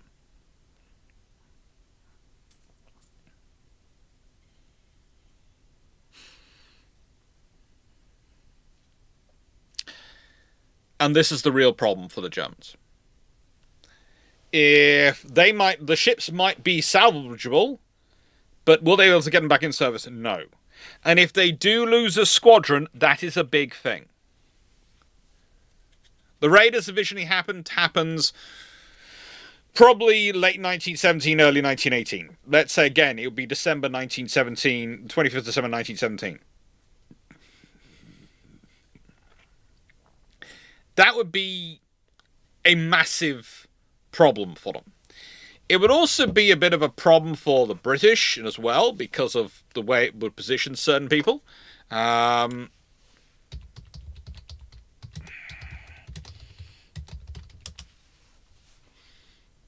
If we consider for example, Admiral Jellicoe. If you have this hit take place in 25th December 1917, then it's very difficult to see how you can get rid of Jellicoe as First Sea Lord in January 1918. He's going to deliver a massive destruction of the German fleet in harbour. And whilst Beatty will probably get some of the credit, the odds are Jellicoe will get a large chunk of it, especially as that's going to change the war effort. We'll talk about that in a second, how it affects on the war. Now, the more interesting one for all of us, I think, though, is this. Historically, Courageous, Glorious, and Furious are commissioned in December 1916, January 1917, and June 1917. One of them is held up by 18-inch guns. The other two are held up by the fitting of their 15-inch guns and the turrets. And without them, you could probably have all three ships available by September 1916. So that means if you were building these ships as carriers from the get-go, you're going to be investing in a torpedo bomber from the get-go. Will it be the Sopwith Cuckoo? Probably will. Because it's probably going to be the same design team who develops it, and they're probably going to go with similar technologies. Let's be honest. The Sopwith Cuckoo, the good example is the Sunbeam Arab, which is the engine it uses, which was first run in 1916. So, yeah, the engine which is used for it was first already in service thanks to Sunbeam in 1916. It fits. It fits. There's also other engines which are contemporary to it, which are pretty good and pretty helpful. You know, there's also Rolls-Royce Eagle, Falcon, and various Napier engines, as well as, you know, some built by even things like Austin Motors, and some ordered from America. So there are engines available. There's also the fact that, again, what we'll be looking at? We'd probably be looking at 3 carriers. They'd be built with full-length flight decks and full-length. They wouldn't be built with this condition. One of the things is the multiple flying off positions is very much a post end of World War One, post World War One idea. In this period during World War One, you are getting a single flight deck. And especially when you consider they're all going to be all built around the bomber, is they're probably going to be built along the Eagle and Hermes lines, because, again, Argus, Eagle, Hermes, they're all built around operating the bomber aircraft, the torpedo bomber. So you need the longest flight deck possible for them to take off, because remember, there's no catapults at this time. They take off from the deck. They use the deck as literally their runway, and they land on it. So, as well, so it's basically that's why you build a full-length flight deck. So they're going to be built with full-length flight deck and probably a fairly large full-length or mostly full-length hangar structure. They're going to be built with a superstructure, an island structure, probably not too dissimilar to that which they end up with. But Furious isn't going to have the issues whereby she has all the various decisions made with her trunking, etc., to adapt, because Furious is adapted in stages, and I mean literally, this is one of her stages. They keep coming with more bright ideas for this ship. This ship is the most absolute Frankenstein cradle of naval aviation you have. Go and look up HMS Furious in her stages of pictures. You can find them on her wiki page. You can find the various pictures of what she looks like at various points in her life. This ship is Frankenstein of aircraft carriers, okay? It's literally we have not got this right. It's fine, let's hack it apart again. Hack it and hack it and hack it. And eventually they can't. It's like, well, that's one of the reasons why she has such a small air group. That's one of the reasons why she's only able to accommodate 36 aircraft. Because she's got so many bits in her which are leftover appendages from her various conversion points. You wouldn't have that in this scenario. So all 3 of them would be carrying 48 plus aircraft. Probably closer to 60. And this makes something interesting. Because remember what I said about the single seats? Well, that means you could carry, you could carry your 150, you could carry 48 Sopwith Cuckoos for each one. But you could also carry 12 other aircraft for the strike. 12 two-seater aircraft. And remember, you don't have to worry about fighters. You're not expecting any counter-strike. You're experiencing Cuxhaven. And you'd be doing this in December 1916. Not December 1917, not early 1918, December 1916. Not that long after Jutland. This would be called Jellicoe's Revenge. You escaped from him at Jutland. Don't worry, as First Sea Lord, he got the fleet to go and take you out. The reality is here, if you've got 48 Sopwith Cuckoos, or something similar, per carrier, that's going to be 144 strike aircraft going in. And you've got also 12 per carrier of something else as a two-seater. Why does that matter? Well, if you've got two-seaters and you've got navigators aircraft, you can split up your aircraft into waves. So you could have two waves of aircraft coming in. And they can be both concentrated and more organised, so they're going to be less cluttering. One of the problems you're going to have with the first raid of all the aircraft turning up is there's going to be a lot of aircraft in the same airspace. And that's going to mean they're going to get in each other's way. That's actually going to be more of a problem than the air defence. Is going to be the aircraft getting in each other's way. Literally, that's going to be more of a problem. So if you can divide it up so that you're launching 72 aircraft plus 72 strike aircraft plus 18 escorts, 18 guides for each of the two waves, which you could probably do, and is not completely ahistorical or out beyond the theory at this point. They did used to launch waves, which were strikes which were multiple waves, 2 or 3 waves was not unusual in World War I period by this point. Not from a carrier, of course, from land ships, but it's land bases, but it's not impossible. It's not an unusual thing. Well, that creates something different. 72 aircraft, you're still going to have the same options. You're probably going to have 18 torpedoes actually hit their targets in any wave. But that's still going to give you 36 hits. And the thing is, when the second wave comes in, they're going to be able to spot which ships have been damaged and which ships haven't been. And they can focus in on them. And that's going to make it more lethal. That's going to make it more lethal. And there's also going to be a thing of, if a torpedo runs low and a ship's already sinking down, a ship's already taken on water and so has dipped down, so it's at a deeper draft than it normally would ride at, then it would still get hit.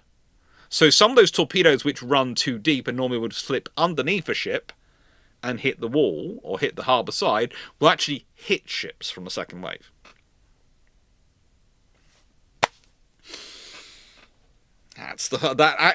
Your hit ratio actually goes up because the enemy's damaged.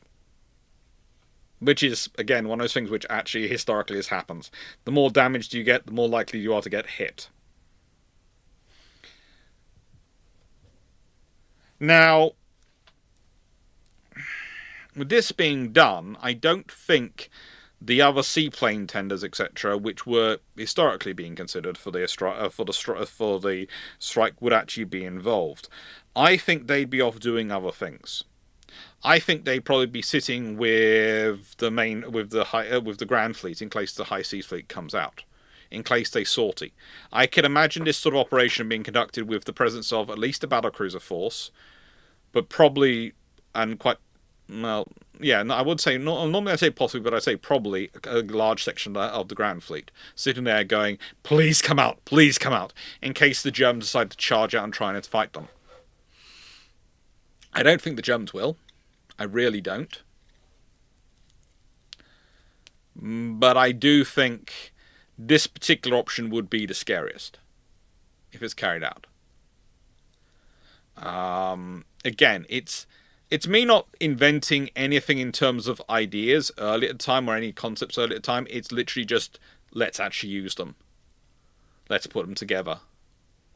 I will admit this is the most historically likely of the alternate histories, but this is not unlikely. This is what I would say is a statistically possible. This is a statistically likely, this is a statistically possible event. And it's an interesting one. Because the scenario you then have is you've had an actual purpose-built carrier strike by carrier aircraft.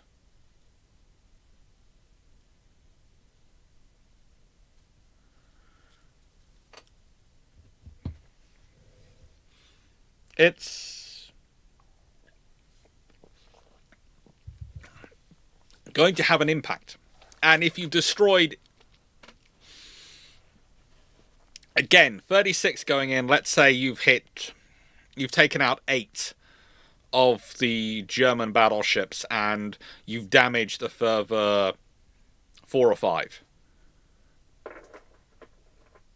That is a crippling blow for the High Seas Fleet. That is an absolutely crippling blow. And that suddenly is going to change a lot of the mathematics about your battle fleets. Historically, and still to this day, the most dangerous place for a ship to be is in harbour. A ship in harbour is at its greatest risk. Why? It cannot manoeuvre, its weapons aren't clear, they're blocked by all sorts of things. There's all sorts of problems for a ship in harbour. All sorts of risks. This is going to run that home to people. It is going to absolutely slam that into them. So this then gives us consequences of the raid taking place on the war.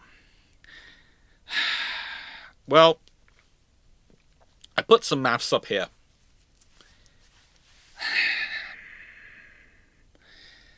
The German High Seas Fleet takes about 17 dreadnoughts to Jutland, plus battlecruisers, although the first scouting group. If they lose more ships, and they would, statistically should, lose more ships knocked out of action in this attack than the combined losses at the Battle of Jutland in terms of capital ships, A, that knocks them out of the war,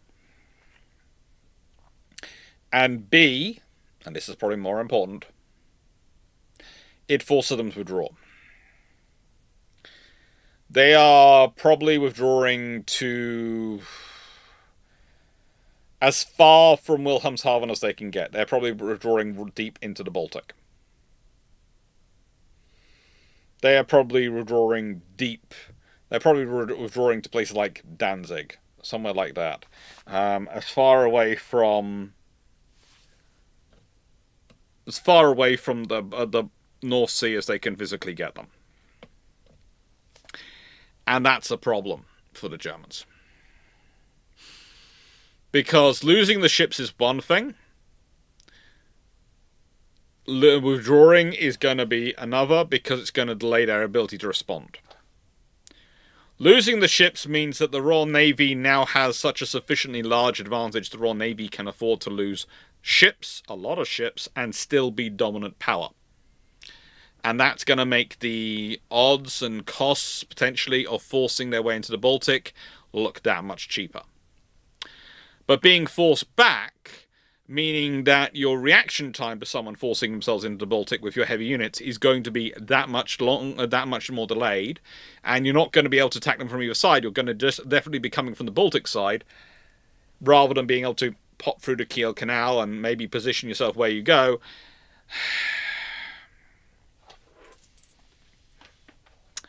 It's problematic. Timu, no one's withdrawing their ports to somewhere else to intern them.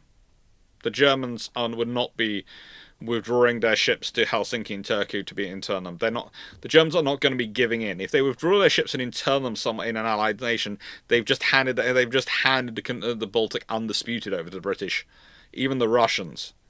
And that means also they have to take them past people like the Imperial Russian Navy, which at this point is doing quite a lot of damage with their pre-dreadnoughts. So, yeah.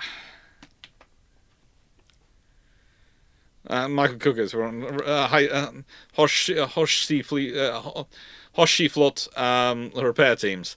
Well, that said, let's repair. Finally, we can relax. Cuckoo's approaching. Yeah, Pretty much.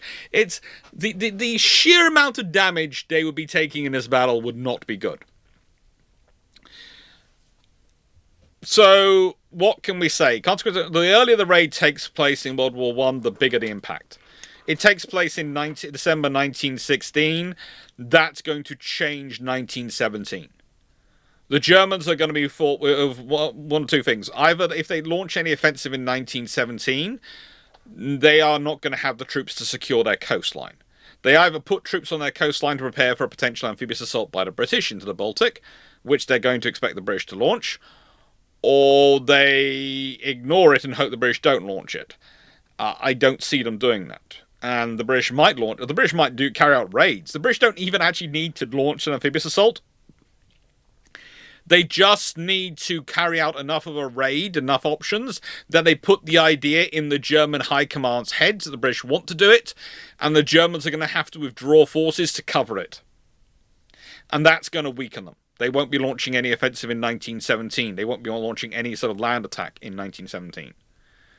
And that's going to, again, allow for the Allied offensives to do that much better. The curious thing about the 100 Days campaign in 1918 is, well, the curious thing about the 100 Days campaign is how efficient it is, how efficiently it's planned, but also the fact that it could have potentially been done a bit earlier if the situation had been suitable logistically and operationally. Then we have the other fun thing. There is a very real scenario where the German High Seas Fleet gets annihilated like this in harbour, and the German High Command goes, with this being happening and this all being said, we think it's sensible, really, to declare to get peace. You might actually see the Germans actually being driven to negotiate. Why? Because the Baltic is the main route they're getting around the blockade. It's where they're getting some supplies coming through. Mostly by stuff going into Norwegian ports, then being taken to Sweden, coming down the Baltic through on Swedish ships, etc. And occasionally Danish vessels as well.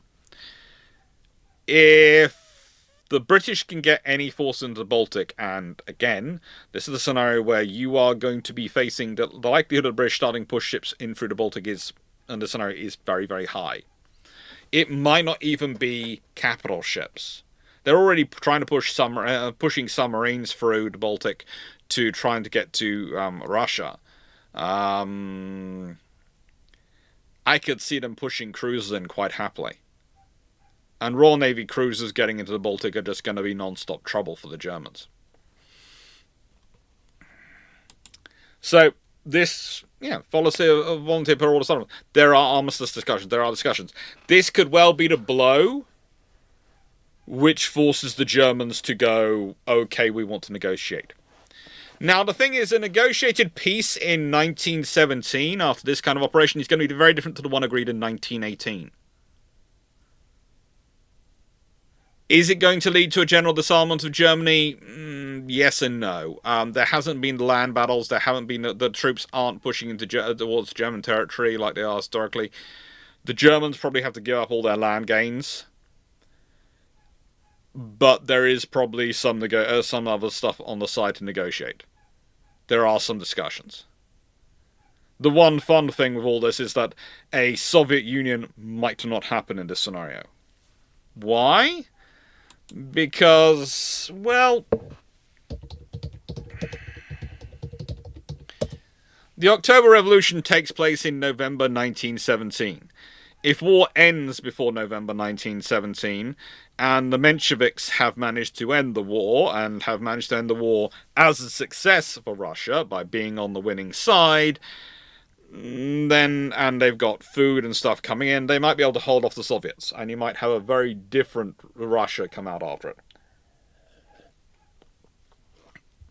And why is that including consequence of raid taking place in the war? Because that's actually consequences on the war. The war will be different. There is the scenario where the Germans dig their heels in, go, no, we'll still fight on, withdraw their fleet further into the Baltic and go, we'll fight on. But even if they do that, the British are going to take advantage of this. Because once you've done one carrier operation like this, the British are going to think, oh, let's try and do more. They're going to use the carriers to attack the torpedo boat flotillas, the other flotillas when they're sitting in harbour. The British are going to start attacking German forces wherever they are in harbour and pushing them back. They're going to use this force repeatedly to do that.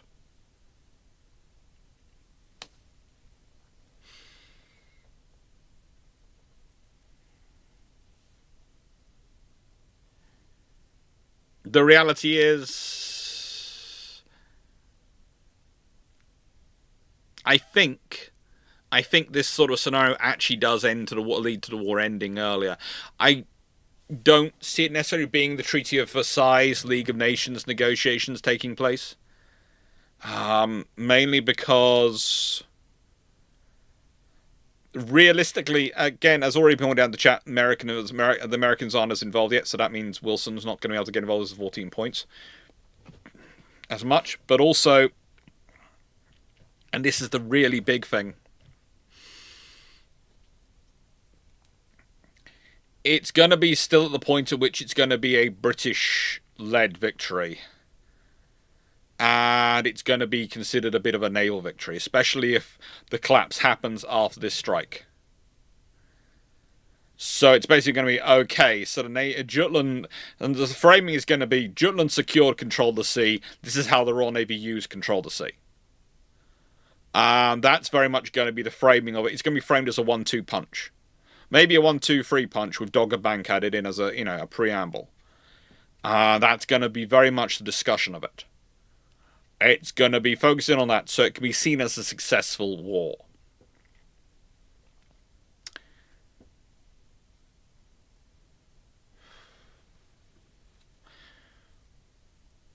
What's also going to happen under this scenario is I can see it being felt to be a lot of unfinished. For example, I don't think necessarily we get you force Kaiser Wilhelm from power.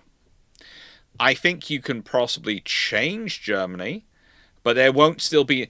The thing is, a lot happens in the scenario they're facing, 1917 into 1918, that forces change internally in Germany, which is one of the reasons why the Kaiser is loses his power and gets kicked from government. There is a possibility you have the Kaiser forced out personally in favour of his son.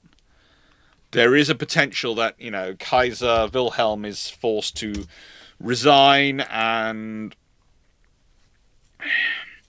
well, his son Wilhelm, the Crown Prince, is brought to power.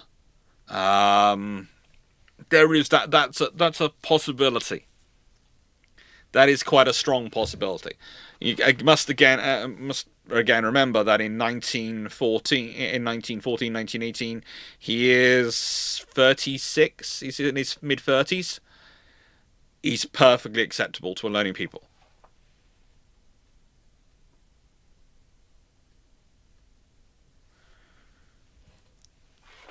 I think it's going to be interesting to see what happens.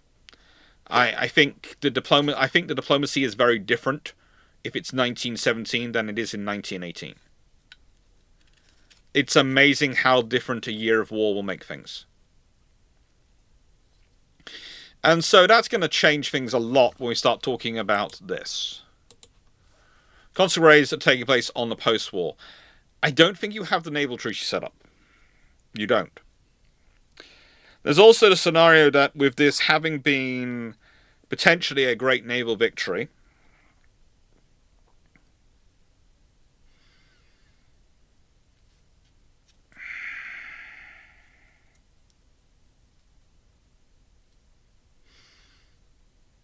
well, then how likely is Britain going to be to watching any curtailing on its naval strength? The interesting factor is what you're going to see happen with, a lot of development of the costs. Again, go and look at the costs of war. Look at how much money is spent in 1917-18 versus 1916-17. And again, if you reduce the length of the war, you have less debt, but you also have the way the debt has been taken on, the way the money's spent. You have to remember again, the first year of the war, Britain's running a lot on. Britain doesn't really run the World War. 1914 part of World War One doesn't really take place on debt. They are using that from cash reserves. 1915, it's starting to run on some government debt, but some government debt. 1916, that's mostly debt with the Dominions. 1917, you're starting to get into debt, some debt with America and other powers, but not more. It's 1917, 1918, the debt with America, etc., blows up, and all the others blow up. So that changes things. You also have the scenario where America hasn't gone through the massive build-up. Think of this. If America hasn't joined, and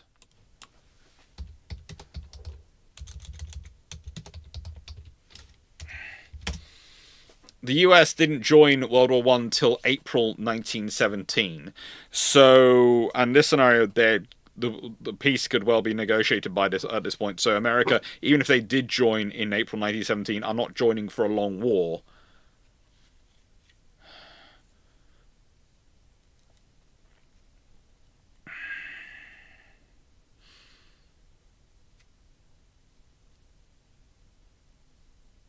Then, frankly, America's not building up the same way it is. You're not going to see the huge run of four-stackers. You're not going to see the huge run of ships they build. So again, Britain is not going to worry about a large US Navy. The British aren't worried about a naval race with the Americans. Why? Well, A, the Americans were a long way away. B, it was always a qualitative race, not a quantitative race. And C, the US Navy that was being built was always the most unbalanced force you could possibly imagine. Why? Because Congress has this habit of being very happy to build big, massive capital ships. They're not happy to build things like escorts. Basically, if you want to get something through funding review at Congress, and it's believe it or not, it hasn't really changed in peacetime, you are always trying to sell them on the latest, biggest, flashiest thing you can possibly get. And this has been the way it has been for almost ever in the US Navy's case in terms of getting funding from Congress.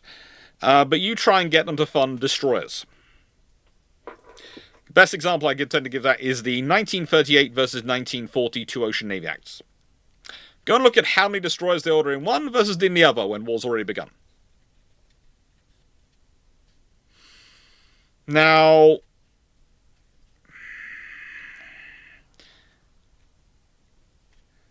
there is going to be a discussion here about the Germans, and there is a discussion of the Germans in terms of the wartime if they go unrestricted straight away.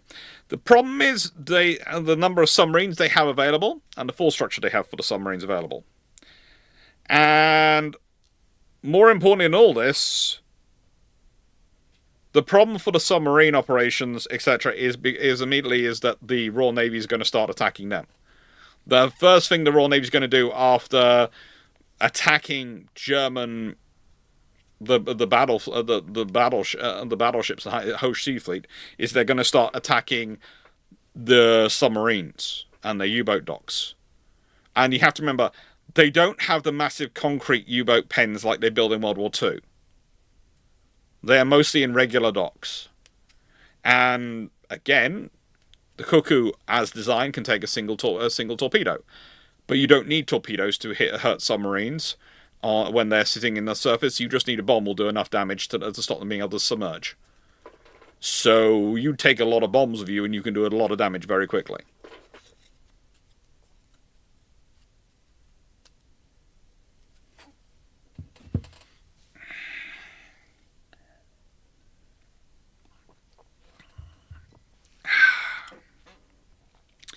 So I think what you end up with post-World War I is you end up with a bit of a carrier race going on, honestly. The Royal Navy's probably reorganising itself around a faster capital ship fleet, because I think one of the interesting things is going to be, okay, well now our capital ships need to keep up with the carriers. They're going to be working out how to use the carriers for operations at sea and use against ships underway. And there's going to be a lot of discussion looking at bases. There's going to be a huge amount of discussion looking at bases and base security. One of the interesting things you could have come out of it is that people stop liking bases, large bases which have large number of ships based in one base or one harbour.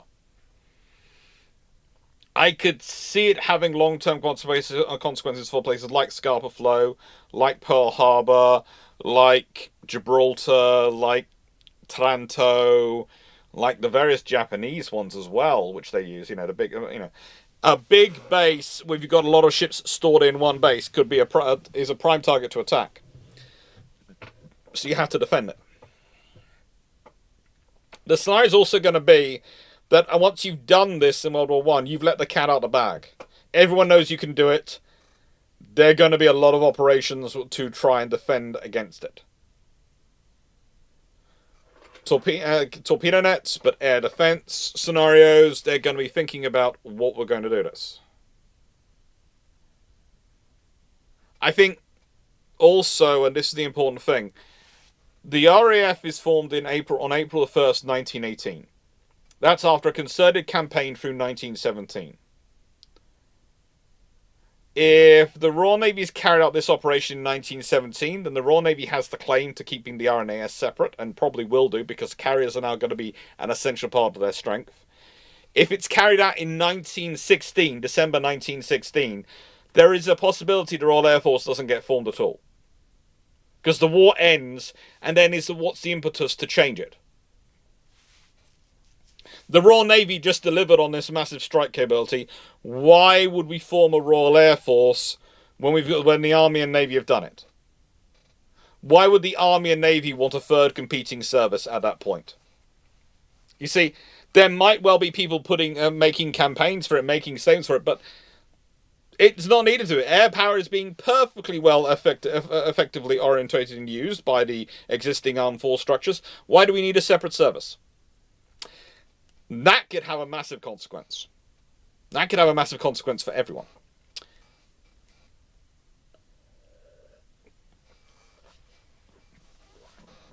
Now, I do want it to said and notified that not everyone is a nice person I'm talking about this one. Whilst, Wilhelm, Crown Prince Wilhelm, who would be Wilhelm III, who would probably take over from his father, he is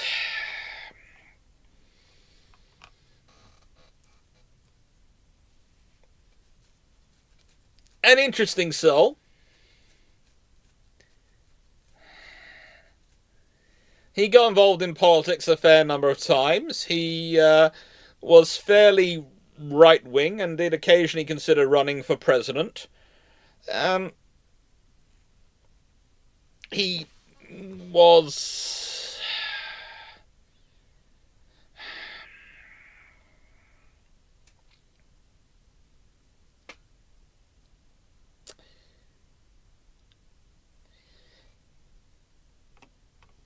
was a man of his time, is what I'll say.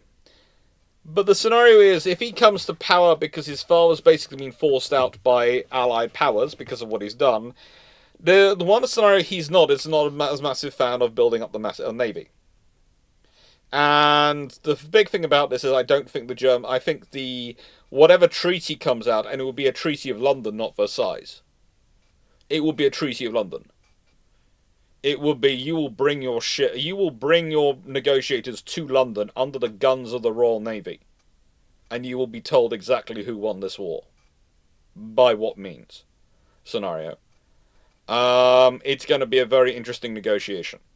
As said, you end up in this scenario probably with a Menshevik Russia, which is going to be acceptable to the British, and it's going to be acceptable to them in the case of, okay, we prefer someone, we don't not too keen on the Tsars being got rid of, but frankly they want that effective a government. If the Mensheviks prove to be effective, we'll work with them.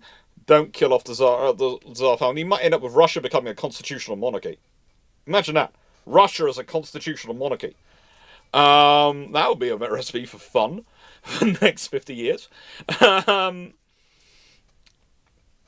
you end up with Germany probably, again, having its own interesting constitution. They might actually make Germany even more federated.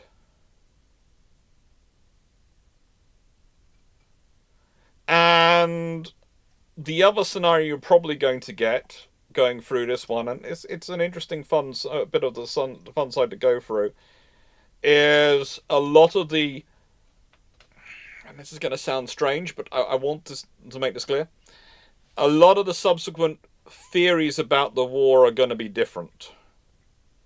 Because the world is going to... so much changes 1917, 1918. If you avoid much of the fighting in the 17 and 18, and if you manage to take a play, depending on when it happens, in 1917, it changes history dramatically. It changes the cost of war. If it takes place in December 1916, and you actually have peace negotiated by February 1917, then that changes things dramatically. Yes, my PhD is absolute rubbish. That's cool. As you've run the nine score. Anyway, my PhD's in history. Technically, it's war studies from King's College London. So that's what I did my PhD in. Development of naval aviation in 1920s and 30s. How aircraft carriers come to be. Now, yeah. With that all being said, with the very different world, do you end up with World War II? The odds are yes. I'm sorry. The reason World War I happened, and there's a lot of frustrations which come out of it. And this one you get different frustrations coming out of it, but there's still going to be countries with frustrations. The British-led dictated peace is going to be different, but it's still going to have issues. It's still going to have complications. It's still going to have people being, well, people. The myths are probably going to be different. In a nice way. The interesting thing is, in Germany, you might get the stab in the back myth might become about the Navy rather than racial. It might become an anti-Navy one rather than a racial one. The Navy lost the war. The Army was winning, but the Navy lost the war.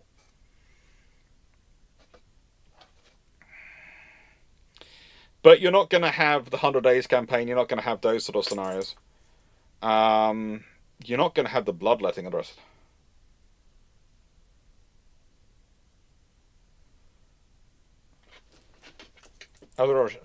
A weird question, but is a PhD like going to uni but getting paid for it? Yes and no. Basically, PhD in the UK is very much a trainee lecturer post. You do a lot of teaching. You technically are paying for the. You technically pay for doing the PhD, pay fees, but you get paid usually quite a lot of teaching, so you don't usually have to pay that much for fees. And basically, it's the way they do the accounting. It's weird, but you end up working. I actually did get a grant to cover my fees, costs, etc. But I also did a huge amount of teaching the whole way through. So basically, you're a trainee lecturer, and you do your PhD. You're writing a book at the same time as being a trainee lecturer. So basically, it's experience for how to be an academic, writing a book while also teaching at the same time, and that's what a PhD process is. And as I usually tell people, PhDs are not a measure of intelligence; they're a measure of stubbornness, because realistically, you get bored, and no matter how interesting topic, you're going to get at a certain point, you're going to start hating it. You're going to start hating everything to do with it and everyone about it because you spent 2.5 years on it, and it's just. So it's stubbornness that gets you through a PhD. This is why arguments with academics are quite so vicious, because because getting a PhD is a measure of stubbornness, not intelligence.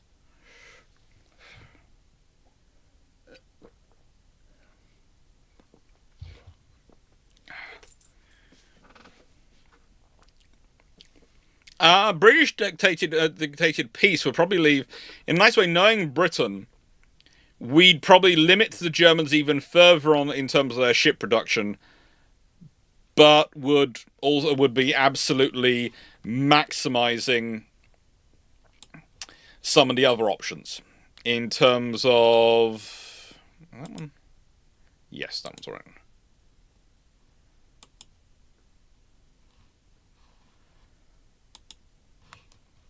Yeah.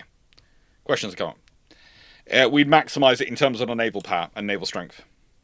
There, after you've done a PhD, you can get you're a doctor, doctor of history, doctor of whatever it is, and then you can get a professorship. Well, it goes readership, professorship, and fellows and emeritus and all those things. It's a whole weird world above it. But basically, once you get a PhD, you're all theoretically on a level playing field. It's just everyone. It's, you know, some more equal than others, sort of thing. And thank you for following the channel. Apprenticeships are fun. I teach a lot of apprentices, Andrew Camel. Yeah.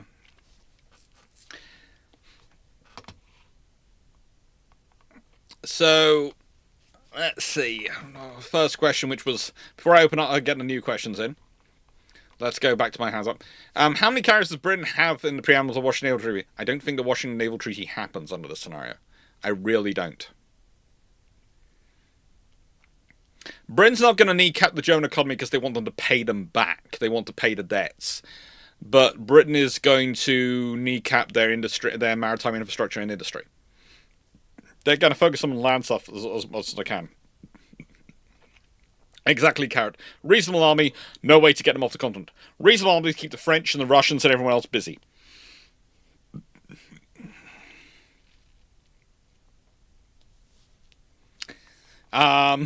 Yeah.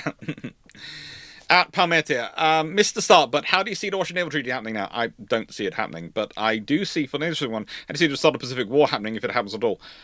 In World War II, if it's going to depend. If you don't have the treaty system, then Japan is going to evolve in a slightly different way.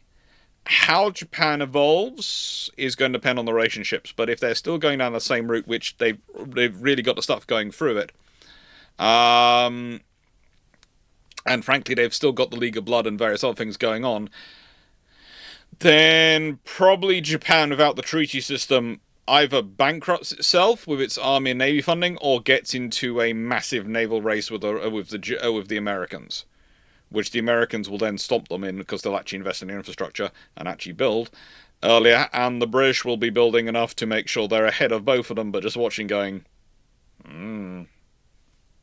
why? Pourquoi? And again, everyone's economy is going to be in a much better state.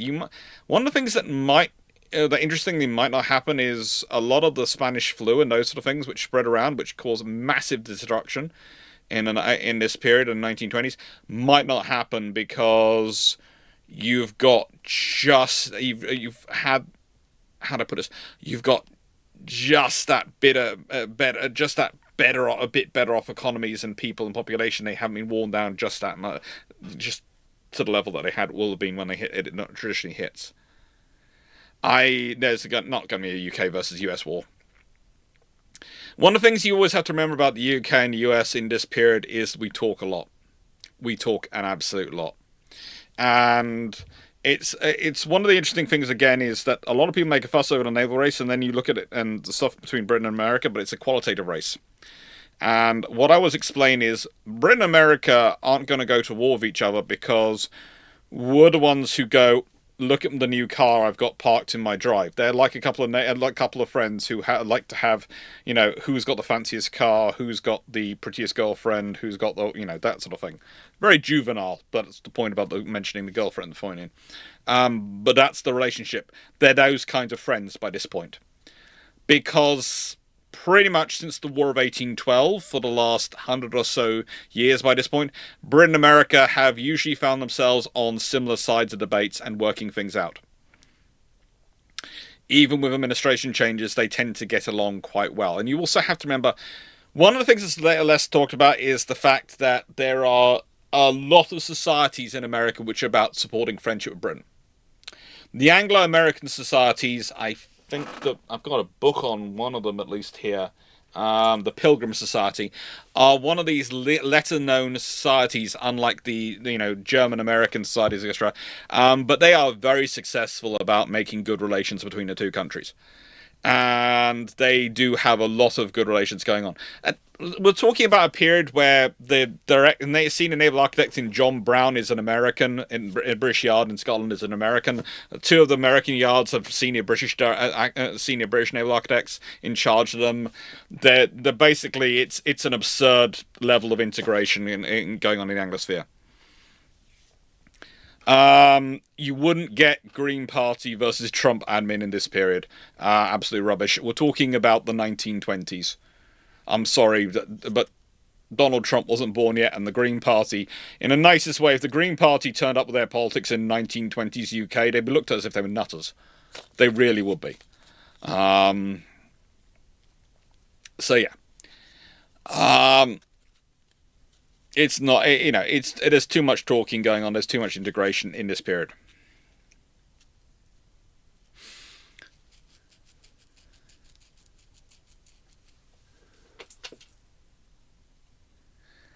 Now, so what I see this scenario being is it's a standard complicated world, but there's also one issue. Things is you're probably going to see the British accelerate themselves without the League of Nations and the various things that happen. You're probably going to see the British accelerating their what they would call dominionization, what we would call the forming of the Commonwealth. And that's the thing. Americans usually don't like Britain because they're anti-empire in this period, but the British are decolonizing in terms of turning into dominions. The Americans aren't sure about the dominionization program because so far what it seems to be creating is a lot of countries which are very friendly with Britain but are technically independent.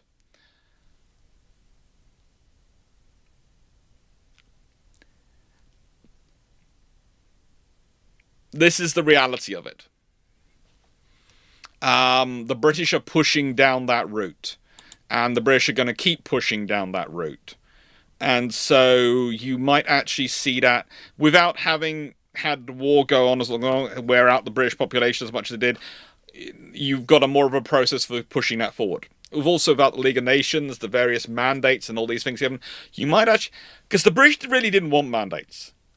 The really interesting thing is the British might manage to avoid getting involved in Palestine.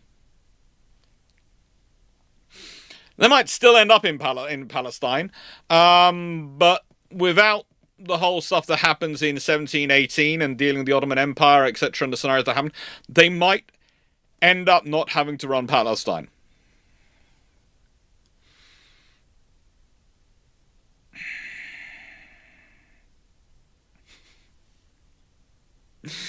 Malga, I'd say that all modern political positions would be considered some level of insane if starting in the early 1900s. Yes, that's the thing.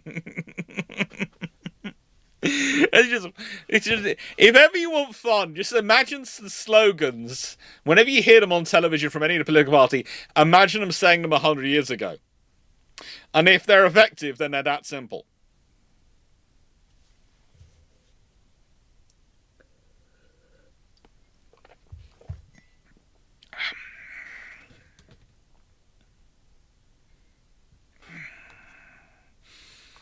That's the point. So, in the case of courageous carriers from the get-go, would they survive Washington? There wouldn't be a Washington Treaty. There wouldn't be a Washington Treaty in a scenario. Because especially if the courageous are carriers, then the war's over probably over in 1917, in which case there's going to be no Washington Naval Treaty.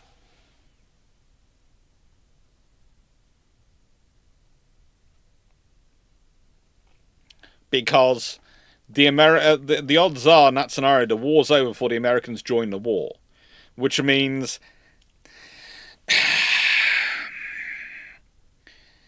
if America wants to try and organize a naval treaty in 1922, there's gonna be very little appetite for it. Because what's the threat? Britain's won, and naval forces have won. Is Britain going to want? Is Britain going to want to have its war-winning force in any way curtailed. You're also going to have a scenario where everyone's going to realise they're going through a period of transition. What's a carrier's role going to be? Can carriers build battleships at sea? For a period, they won't be able to, because, let's be honest, aircraft hitting ships at sea is going to be interesting. So it's going to be a case of, if they catch the battleships in harbour, they can sink them, but at sea they can't. So we're going to have to start working on this, which means the battleships are going to have to evolve, and the carriers are going to have to evolve, and yeah, it's going to be a very interesting period. The one thing that's probably going to be going to also mitigate against it is because the answer for most people's and most nations to the whole aircraft as a threat to surface ships question is going to be make your surface ships go faster, because the faster they go, the more difficult they are going to be to hit. In which case, the Americans are going to look at their standard fleet and their battle line and the battle line speed and go, they're not fast enough, and probably want to recapitalize them themselves. Oh yeah, if ever you want fun, and I mean real fun, start imagining people like Winston Churchill or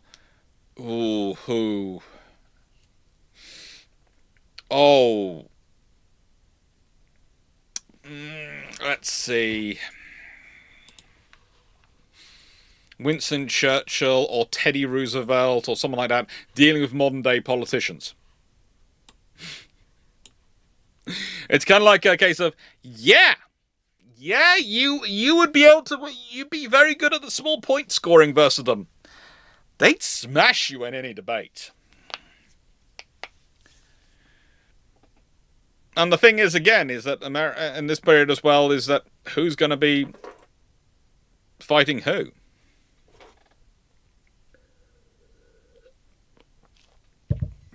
Who wants to fight who?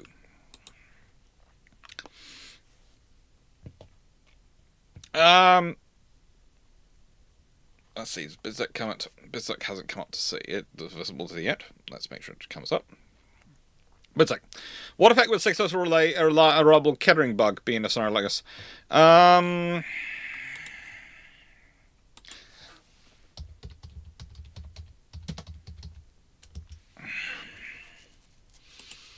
Look, if the Kettering bug, which is the aerial torpedo which was being worked on and starts coming about in October 1918 in an American one, if you have something like that being developed, that's going to be very, very useful. I'd actually say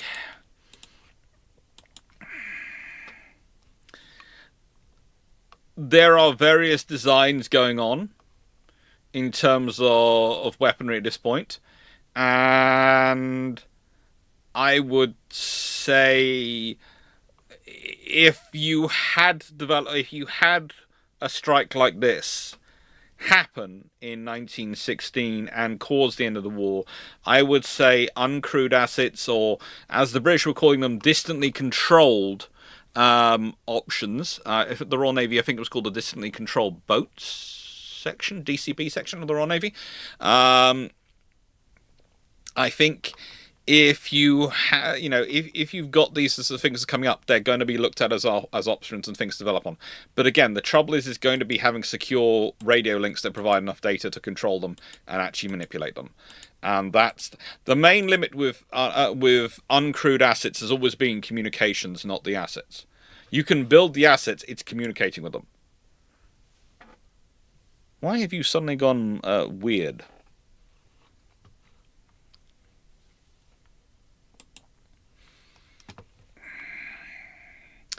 Which type ironclad, broadside, central battery, tower, bar would be the most practical rebuild in the convoy escorts against surface raiders of World War I?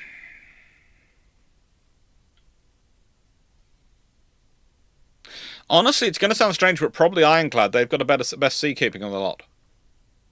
The ironclad frigates probably have the best sea keeping of the lot, and if you convoy escorts against surface raiders, you want to have something which can go into the sea with them.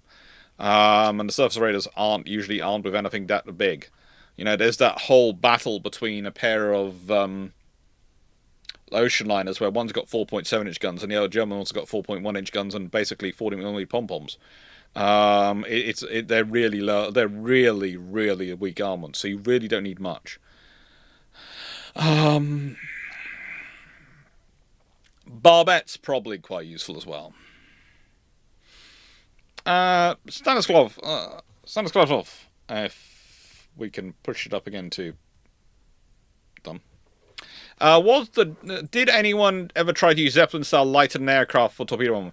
The Germans did all sorts of things, added the British. They did try all sorts of ideas. I think they both tried various points the idea of using torpedoes, but the torpedoes broke up before they hit the water. Because you don't want to bring a Zeppelin down that low.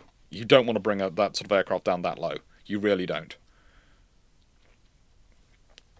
Yeah, let's pause the questions for a second. Timo.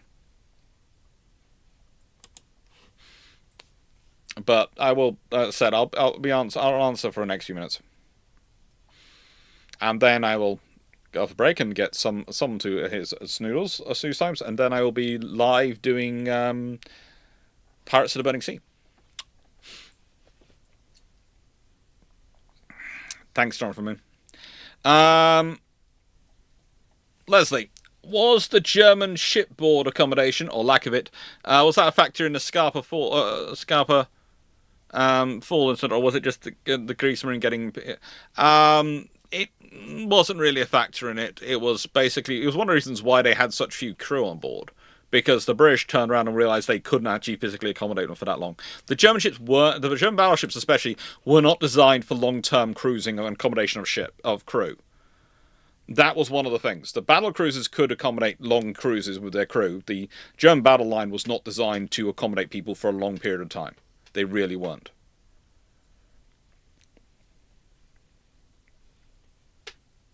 Disraeli would have trouble understanding the current Labour Party and they him.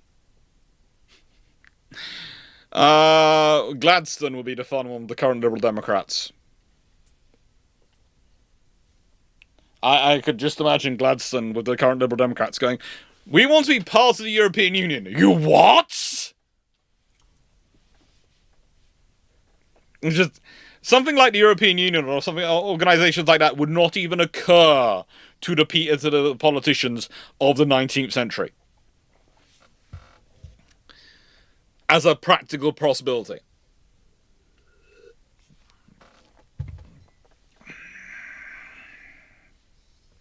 Apparently. Sorry for not reading the book plug, hadn't had me yet.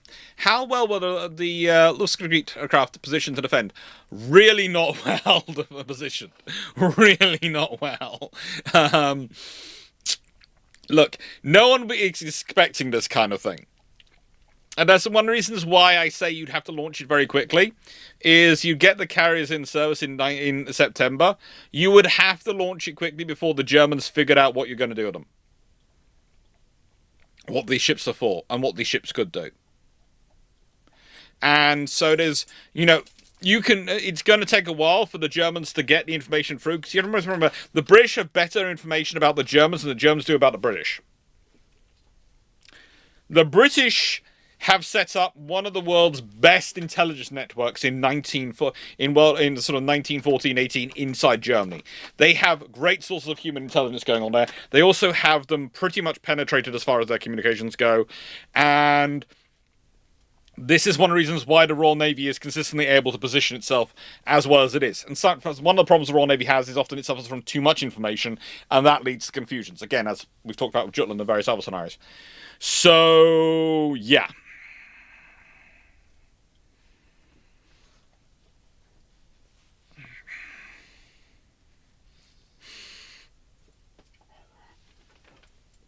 It'll be fun. So basically, yeah, the Lustcraft aren't in position at all. They aren't realistically able to mount a defense. And again, if you have a couple of waves coming in, the aircraft will have hit and attacked and then gone before anyone thinks up to call them. Again, you don't really have a scenario where they've got someone that they're going to call.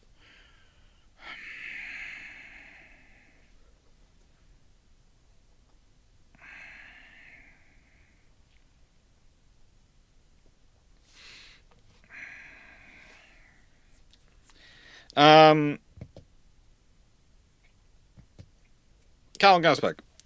How partial were the Kriegsmarine coal-fired ships under steam? Very minimal steam. Very minimal steam. Then definitely nowhere near they can actually go anywhere. And they are usually fairly minimally crewed. Again, you attack on Christmas Day. Early Christmas morning. Everyone's looking forward to their Christmas lunch. Everyone's looking forward to their holidays, or they are on holiday. They've gone to see their families because they live not far away from the harbour, and especially their officers, etc., or NCOs, they might well have the day off in the family. And the ones who don't are probably going to be the ones who aren't married and don't have anywhere else to be, or can't get any home anywhere, or are too low down the totem pole to get the time off. You know, that's the one advantage the Royal Navy has of working out a Scarpa flow. There's no chance of anyone going to their family, so you just keep working. There is a very real advantage to the Scarpa flow. It has nothing there. Absolutely frigating nothing. Grand total of Foxtrot all there. Bare minimum, we've got a bit of a golf course which you have to race around for everyone to get round, and maybe a dance hall, and but absolutely nothing. You will be on your ship. Basically, Christmas Day every day is just another day. Because you're in Scarpa Flow, which has absolutely nothing to do.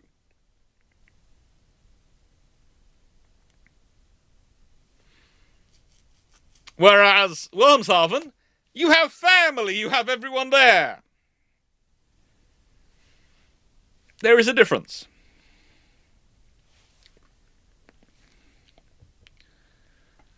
How insufferable is Billy Mitchell going to be? Actually, he's going to hate this, because remember, he's a bomber will always get through guy. This is going to be carrier aircraft. This is going to give argument. This is going to give evidence to the US Navy that they should ignore him. Every time he comes up and sort of starts talking about the bomb will get through, you don't need to be investing in battleships, build bombers. And the US Navy will go, yeah, but battleships and carriers actually deliver effect, whereas bombers just talk about it.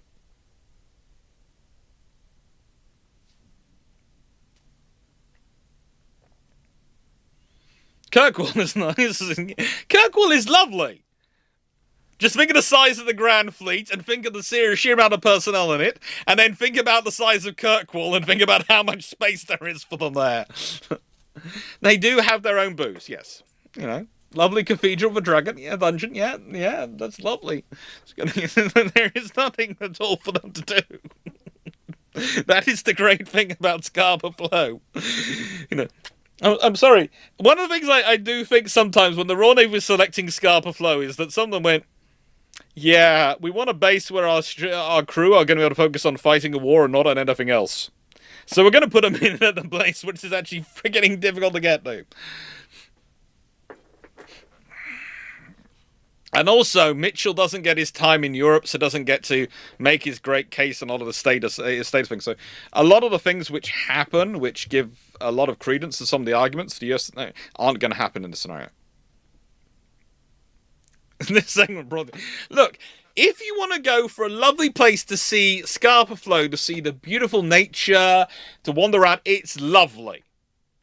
I've spent time there. It's lovely. Would I want to spend the entirety of a winter there? No, I would not. Would I want to be there with tens of thousands of others? No. There would be no frigging way to move around. It is lovely. No. I agree. It takes 2 to 3 hours to get steam up, even with crew in place. Yeah. Even with crew in place and what the parties are, it takes a while to get steam up. So the steam ships aren't... None of the ships are going to be in really good order. This is one of the reasons why I predicted being as devastating as it would be.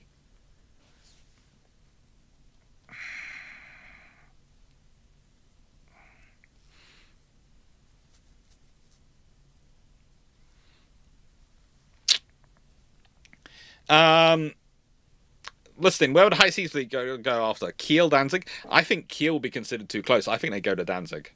I know I've already said that, but I do think it'll be Danzig. I think they'd go to Danzig. Carrot 1151. Do you see the Royal Navy Royal Flying Car following up with a wave of airdrop mines from the Handley Page 400 disrupt or recovery operations? Or is the harbour too shallow? I think your main problem with that is that the Handley Page 400 or Handley Page Type O, whilst it's manufactured in 1915 to 1919 and does come into service in 1916, There aren't that many in service. There are not that many in service. And by the period we're talking about. And they have a maximum range of 315 miles. So I don't think they could actually reach the target. So I don't think they would get involved. I don't think they would be. The Royal Naval Air Service does have them. The Royal Naval Air Service actually is the first to operate them. They get them before the Army Air Corps, and they have them in 5 squadrons. So if anyone's going to do them, it will be them who will do it. But yeah, I don't think they actually have the range to do it.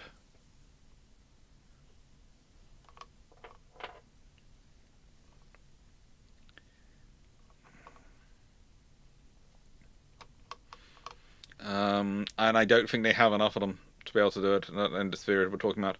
1917 one, potentially, in the 1916, 17, 1917, 1918 one, potentially they have some, but they have it, but again, they don't have the range. So Handley Page 400, I don't think is going to go it.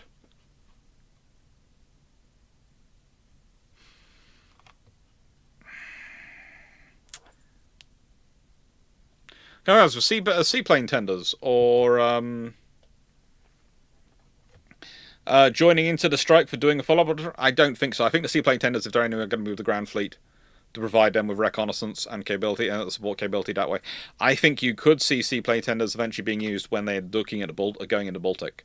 I think they could deploy them into the Baltic and be using them as basically reconnaissance supports, doing sort of something like the spider's web they do from over the sort of the Channel North Sea area over the Baltic to catch German submarines and German patrol ships.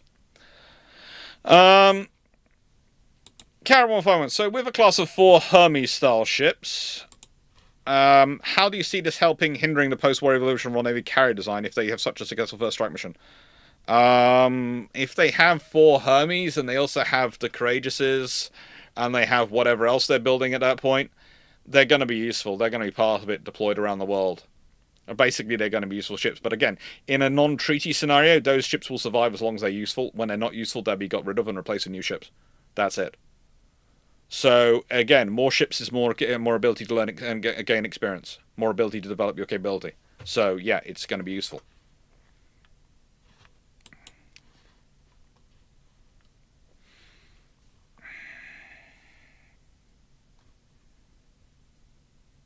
Paul, you got ahead of me. I don't think I've done Team News question yet.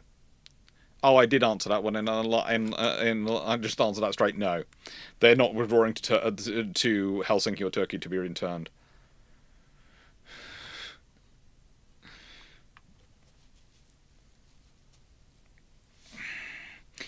Stafford, the winter isn't necessarily worse there than the winter in Canada, but there is not anything to do other than work. Trust me, I've been up in there in winter for a couple of weeks once working, and it was lovely. The people were great, the food was nice. In winter, there was nothing to do but work. I was a very happy workaholic, but it would not have been good for anyone who went up there for a social life.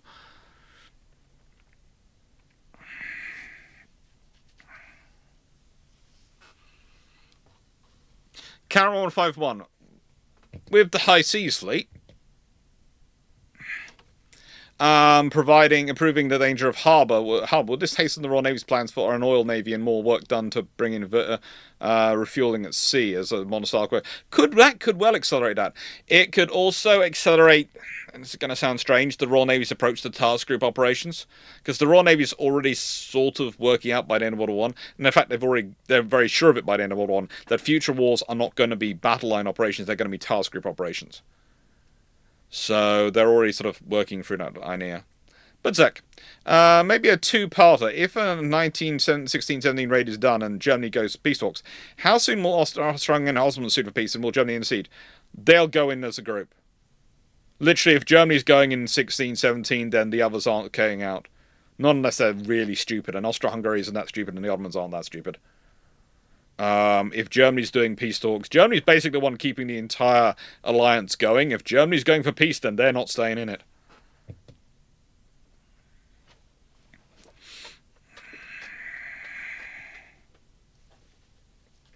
Duncan Ward, what use is a dance hall in Scapa? There's no girls to dance with.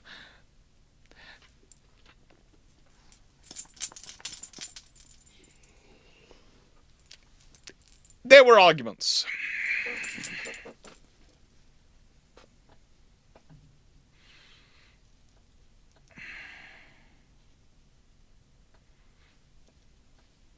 Hello.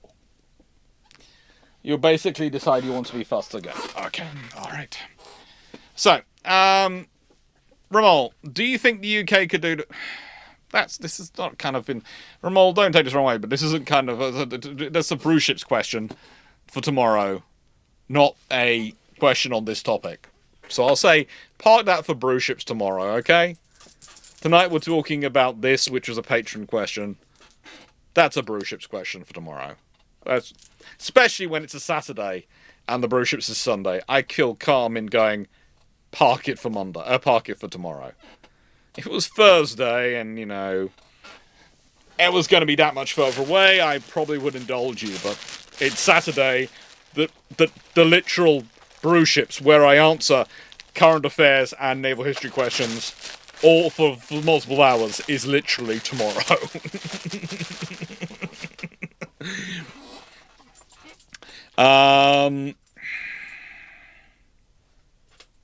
Duncan Ward. Basically, you've answered your own question about who they're dancing with, Duncan. About about Scarpa Flow. He is on a diet. He doesn't feel he needs to be on a diet. He feels he's a polka dot king, so he doesn't need to be on it. And Tiger Bidden, how would early peace affect the Spanish flu? I already discussed this a bit earlier, but I think it actually would reduce its spread.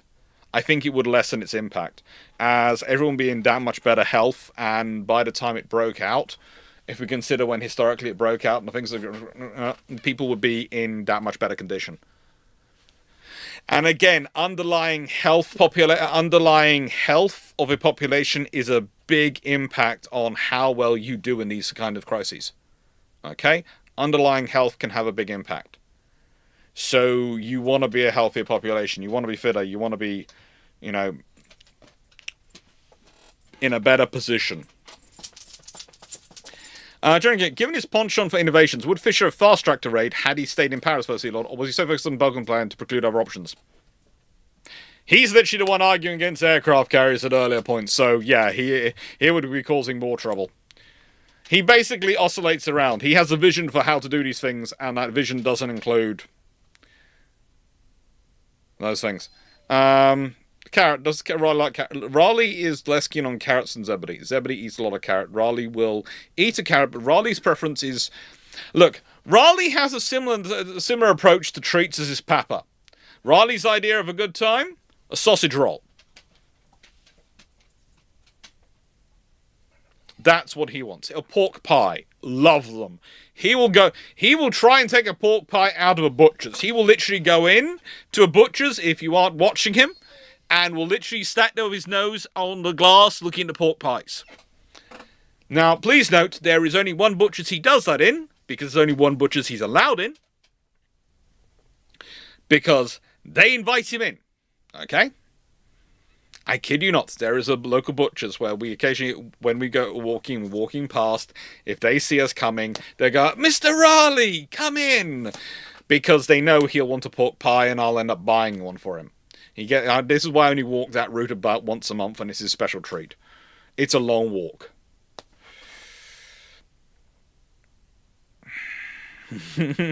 Raleigh doesn't think he's a Poodle, he thinks he's a St. Bernard. Raleigh thinks he's many things.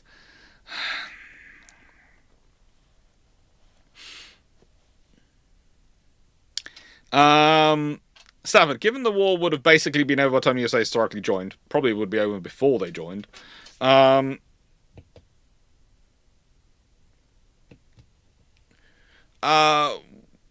would the US Marines ever be dubbed the Devil Dogs by the Germans, and would they have been sent to support the UK? Probably not.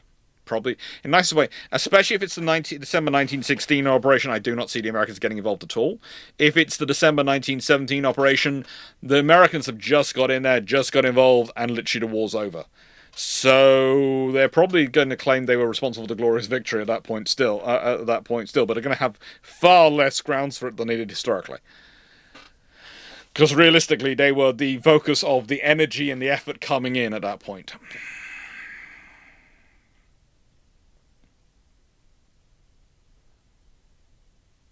So there's a poodle tree. There are so many things. This poodle. Look. I walk into there's a couple of pubs I like to go kayaking with, and occasionally I take him with me kayaking, right? So I kayak along the coast from where I start, and the stopping point is near a pub which is on the beach. Pull the kayak up, go have food. Dog comes in with me, of course. Okay, dogs are allowed in. There's a seating area where the dogs are allowed in. There's a restaurant area where the dogs aren't allowed in. Go to the seating area. Hello, Mr. Raleigh! Here's your bottle of water, and I'll order your steak, and this, and here's your biscuit. And then it's a case of, oh, you're here as well, sir. What would you like? Am I paying for the steak the dog's having? Of course, sir. But he did... Okay, fine. Carry on. Can I have a burger, please? A pint of Coke and, the normal stuff. They're really nice. They are a really nice place, but the dog comes first. Well before the human. No worries, George. Yeah, he gets better service than I do in most places. And I'm the one paying. Ramol, do you think Congress would be upset if someone put forward a better healthcare, social naval program in the 1920s? How would that anger the anger different from the Navy wanting better modern ships? Honestly, again, the things you're talking about, they're nice ideas, but they're not going to turn up in the 1920s. They have lots of ideas for these things, but universal healthcare is something which very much comes out of World War II. It's a nascent it's being spoken of in very hushed tones, but it's not something which develops till after World War II. It's part of the... Okay, so after World War I, you have the land fit for heroes doctrine and the idea of how we serve and help that generation.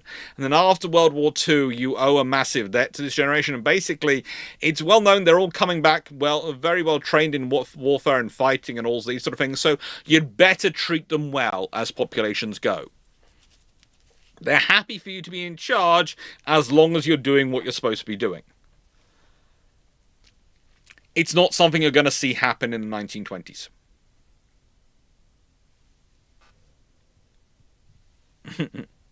So, what is this place? Planning. A place called Mum's Planning UK Trip. There are lots of... Basically, most of the Cornish pubs are like this. He has free.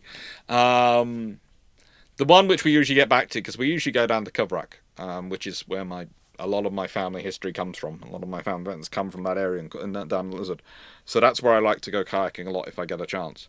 And it's where I know the person down there well enough I can go and rent a kayak for about £10 and have it for a day. And I can get a big double kayak in which can take the dog, and they give me... For £10 they let me, also have a wetsuit and the kayak, and it's a clean wetsuit, and it's got all the stuff it has. Give him a life jacket for the dog and a life jacket for me, and it all cost me about £10. And they're really nice. And yeah, we start off Colaborative. Colaborative, we're going to come back and go into the Paris or the lifeboat for our food when we get back, and we just, depending on whether we go port or starboard when we go out of the bay, it depends which pub we'll end up in. But usually it's about 3 hours there and then 3 hours back. Kayaking, paddling away. Don't worry, Duncan. If I see two posts exactly the same, I usually ignore the one. As I mentioned, there's an argument the NHS was founded in Wales in 1910, not 1948. There is an argument for all these things. But the reality is that as a national health service, it's founded in 1948. There are local health services, and some very interesting local ones founded in 1910, but they are very much local, not national. If you ask them if they were going to expand nationally, they would look at you as if you were insane. They were very much local productions. There are ones in Cornwall, there are ones in Scotland, there are ones in parts of England. There are all sorts of fun things in that period, but yeah. They're not national.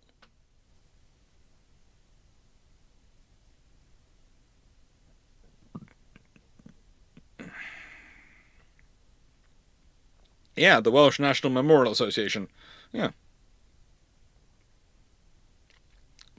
Welsh. And that's part of that's being put in place as part of the effort to promote Welsh as an independent nation and preserve Welsh's independence and difference from England. That's part of those efforts as well. So very much, if you told the Welsh National Memorial Association they were founded as the National Health Service, they would absolutely hate you because you're completely going against what they are. They're about separating themselves from the English, not about being about a national health service or setting up something like that.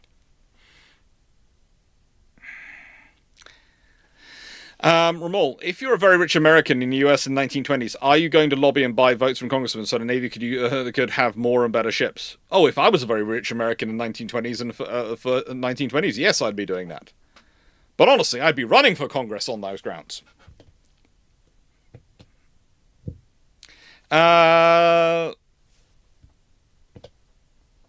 Stafford. How much more challenging would the attack on Pearl Harbor be for the IGN if the US then had this case study to research and the base security defense of? In the nicest way, there'll be no excuse for actually Pearl Harbor happening the way it did happen and actually having the defenses it does have if you've had this scenario happen. Basically, you're in a scenario where the Navy's going to go, this base is secure. Well, did you see what happened? The Kriegsmarine lost half their fleet. Why have you gone weird? Are you focusing in on the lights or me? Is that the trouble? Let's have a chat with your settings.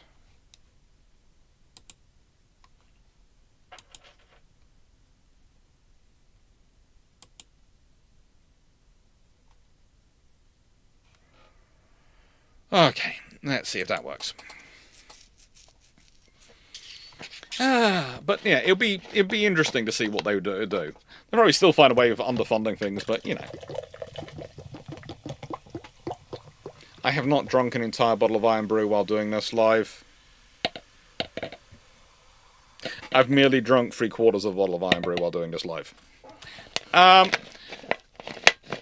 Lord Clarke. Thomas. Thomas. Under this scenario, it would be unlikely that Finland, Poland, Czechoslovakia, and other powers that re-emerged in 1917 would actually get their independence. Do you concur? Yeah. There is a potential that Britain decides it's going to be a buffer, but Russia, the Menshevik Russia, is going to need to be given something as a victory. They're going to need to be given something so they can claim victory. So, Finland maybe still. Finland and etc. would still probably be separate. It will probably still be fairly independent because they're already heading that direction. But Poland, Czechoslovakia, Austro-Hungary probably doesn't get divided up as it is historically. You might find themselves getting more federated. It would be interesting to see how it evolves. But also, the British aren't really that concerned with they want Germany humbled as a naval maritime power. They don't care so much about Germany being humbled as a land power. That's the French problem, not the British one.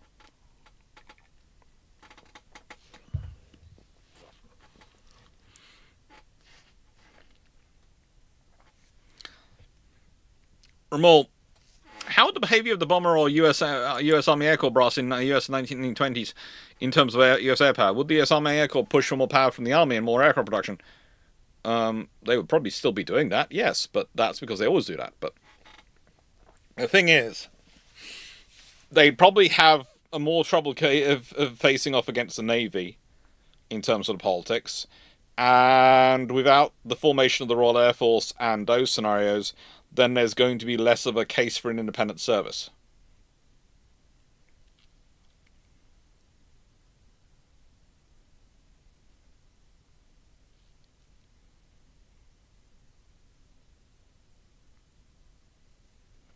Five questions left in the queue. Yeah. Usually about 3 hours long live, so yes, that's going to be about right. 5 questions left in the queue.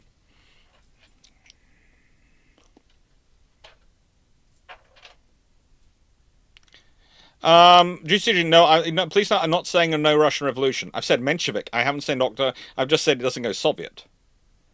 If you still have the Menshevik revolution, you just don't have the October 1917. If war's over in April, if war is over by April 1917, then it's unlikely you're going to get the October Revolution, because also you're going to have enough trade and food going in, enough things flowing around, and the Mensheviks being able to present themselves as a victory. You could end up with a constitutional monarchy Russia. Rather than it going Soviet, it would be Menshevik.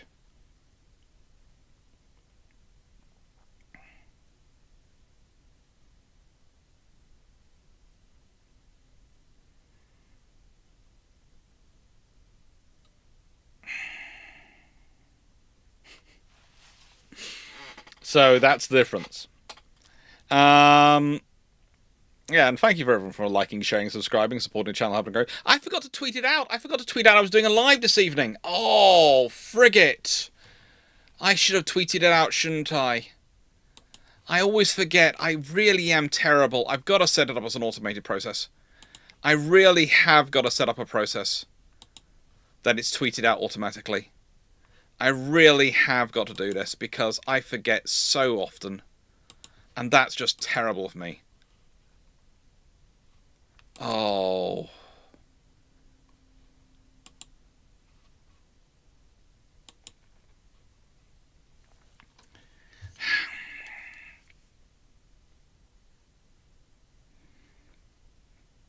It's just terrible. I mean, the thing is, it's supposed to do it automatically. It doesn't, and I've got to remember to go do it, and it's a case of I forget. I really do. I forget.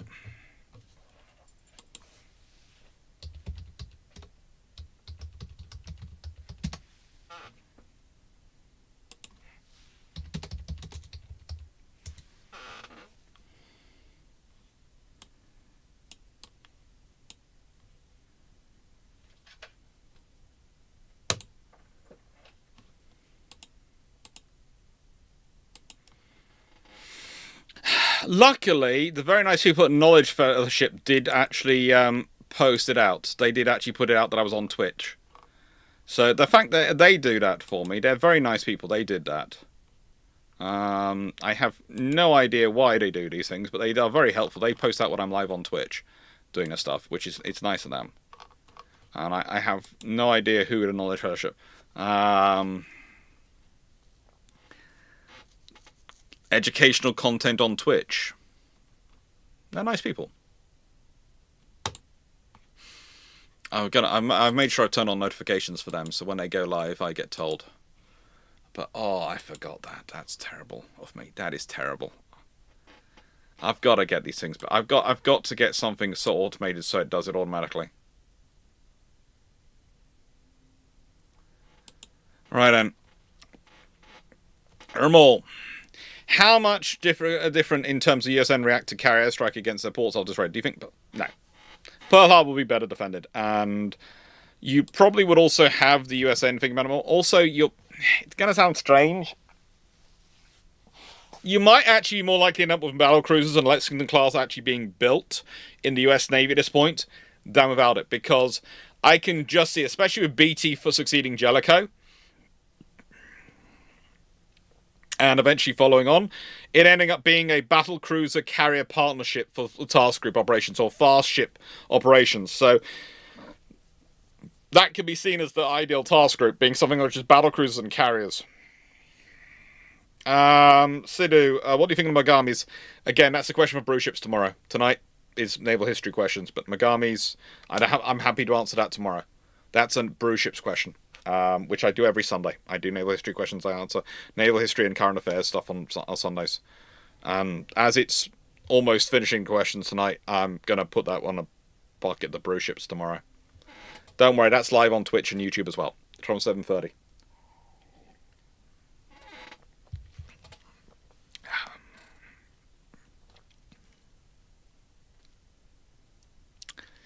Yeah. I think you still get Finland, but I think that's also partially in a reaction to metrics. Is Australia as an economic unit survivable in this scenario? Potentially. Potentially they don't break up, but there again, Italy's going to want some of their territory. It's all going to depend on negotiations. But again, a peace deal in 1917 means you don't have the loss of the last year of war. And that's going to make everything a little bit more viable. Austria-Hungary might still break up. There's a good argument for them still breaking up. But they probably won't break up the same way they did historically. Hello, Salambol. Could you see the UK government wanting basing rights at Wilhelmshaven for a period of time to keep an eye on the Baltic trade and new Russian government? No. No. They want Wilhelmshaven worked down, so they don't want to use Wilhelmshaven because then they'll be paying to make the infrastructure work. They want the infrastructure broken up. If the British want any basing rights to keep an eye on the new Russian government, they'll be wanting them in Russia. And let's be honest, the Mensheviks, yeah, yes and no, depending on what, are pretty much the side the British end up sort of supporting in the Russian Civil War anyway. It's the side of the Mensheviks which were royalist, but they were basically from the Menshevik sort of side of the political debate, or rather working with them. And honestly, they probably don't need to if they can, they can work with them. I think. I don't necessarily think the Mensheviks will want to give up Finland, but I think if they have a choice of giving up Finland or using the Mensheviks to support themselves, using the Finns to help them deal with the Soviets, they probably will do. It's one of those things, Thomas. I don't think it's going to be something they're going to want to do. I think it's going to be something they're going to agree to do because they don't want to end up fighting a multi-front war. I think their theory is they agree to it now, they give up the territory now, and they take it back later. Okay? It's going to be a case of, yeah, we give up, you support us in fighting the Soviets, yeah, that's good, if they cause trouble, that's fine, and their plan is to take it back once they've got everything consolidated. Does Britain give Schleswig-Holstein to Denmark and reclaim Zealand? Probably not on the reclaiming Zealand, maybe on the Schleswig-Holstein. Maybe. If they think it will weaken Germany's naval things and they have the power to do it, they'll do it. And then the final question comes from Castanea, which I have to go boom, boom, boom, boom, up to get it up and visible. Which I know at least one of my admins is going to hate, because they hate that I get up with all these release timestamps. Because there, with this earlier piece, do we see an independent Poland? I don't think so. I really don't think we see an independent Poland in this scenario. I don't think they're going to be breaking up Germany and Russia as they did historically. I don't think they are. With that being said, though, I now have to talk about the year of the destroyer. So that's going to disappear, and this is going to expand out. Because the year of the destroyer is 2026. And I want to talk about what we've got coming up. We have got a lot of stuff coming up, and because destroyers go on for roughly 134 years, I think it is, 1892 to 2026, so we're covering 134 years of history and development. I've structured it as best I can to give you quite a large amount of development and discussion, whilst also going with the navies which are best able to illustrate this. So you might notice the Chinese Navy doesn't come in until the Cold War and the post-Cold War. Because, realistically, the Chinese Navy prior to that really don't illustrate much of what's going on with destroyers. Okay? They really don't. You might also notice that the Swedish Navy comes in for, basically, World War II into the Cold War period, because, again, they're worthwhile discussing that. There's the Italian Navy, which does flow for a bit, but they're not really part of the Cold War. And I think they're the French. Think about when the French last really built destroyers, ships they called destroyers. They're called frigates first class, often these days. There is a reason why there's a bit of a discussion at some point in here about the rise of the frigate navy. And all these things. So we've got quite a lot of discussions. The Royal Navy's interwar, harnessing innate aggression. And these videos are not just going to be about destroyers built, they're going to be about the exercises they're doing, what doctrines are going into the ships. So they're going to be fusion videos every Tuesday, which are going to be looking at the doctrine, the development, the ideas, which are going into the designs, how they're reflected in designs, and basically all of that. So the first destroyers comes out on the 6th. And then on the 13th, it's why the Germany and the Kaiserliche Marine kept the torpedo boat rather than calling them destroyers. or Zastora, as they eventually go with. And then World War I, building a fleet, the USN goes full force stacker, and all those things coming up in January. There's going to be a lot of mixture. As you can see, basically the pattern I've got going is a pre-World War I force discussion, a World War I, interwar, World War II, Cold War, post-Cold War, and then it starts again. So that's the period, that's the sort of discussion I've got. But I've tried to get it so it's a different navy each week. And you have the rise of the Chinese Navy, which is a post-Cold War one, realistically, because their Cold War force is going to be looked at, we're going to be talking about, is basically going to be, their Cold War force exists to be so that they have a navy. Their post-Cold War force is the real rise of the Chinese Navy.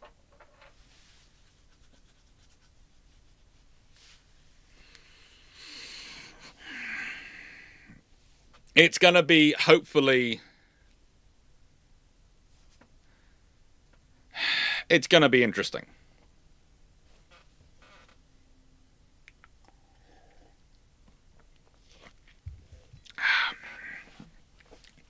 It's going to be very, very interesting.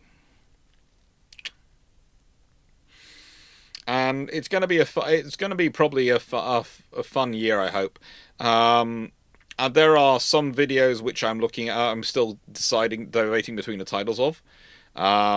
World War II Italian destroyers, interwar USN destroyers, and World War II USN destroyers are the 3 videos which I still have 4 different titles for, and I'm still deciding between them.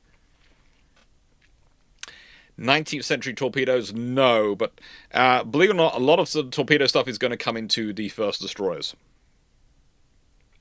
No, usually it's a year of ships, and then it's a year of a ship type, and then it's a year of something like... well, we've done the year of technology, we've done the year of leadership, we've done the year of cruisers, and the year of the carrier, and the year of, have we done the year of the aircraft carrier? I don't know if we have done the year of the aircraft carrier. I'm trying to remember which years we've done. I've got a list of them somewhere. I will go check. I think next year, theoretically on my list, is the year of logistics, which is going to be not as boring as anything probably, but it's basically it's interesting. I think it's worthwhile going through, and I think the year after that is probably the year of potentially the year of the submarine, rather than frigates. We'll see what happens. We'll see. But yeah, this is what we've got coming up. I hope you're going to enjoy it. These are going to be the Tuesday videos. Yeah, carrier, yes, it was year 2024. Yes. We've now been going long enough. We have to remember which year we were, and there's going to be the second year of them as Adventures and But I've currently got a full decade planned out ahead of years and things we can do. So it's going to be fun.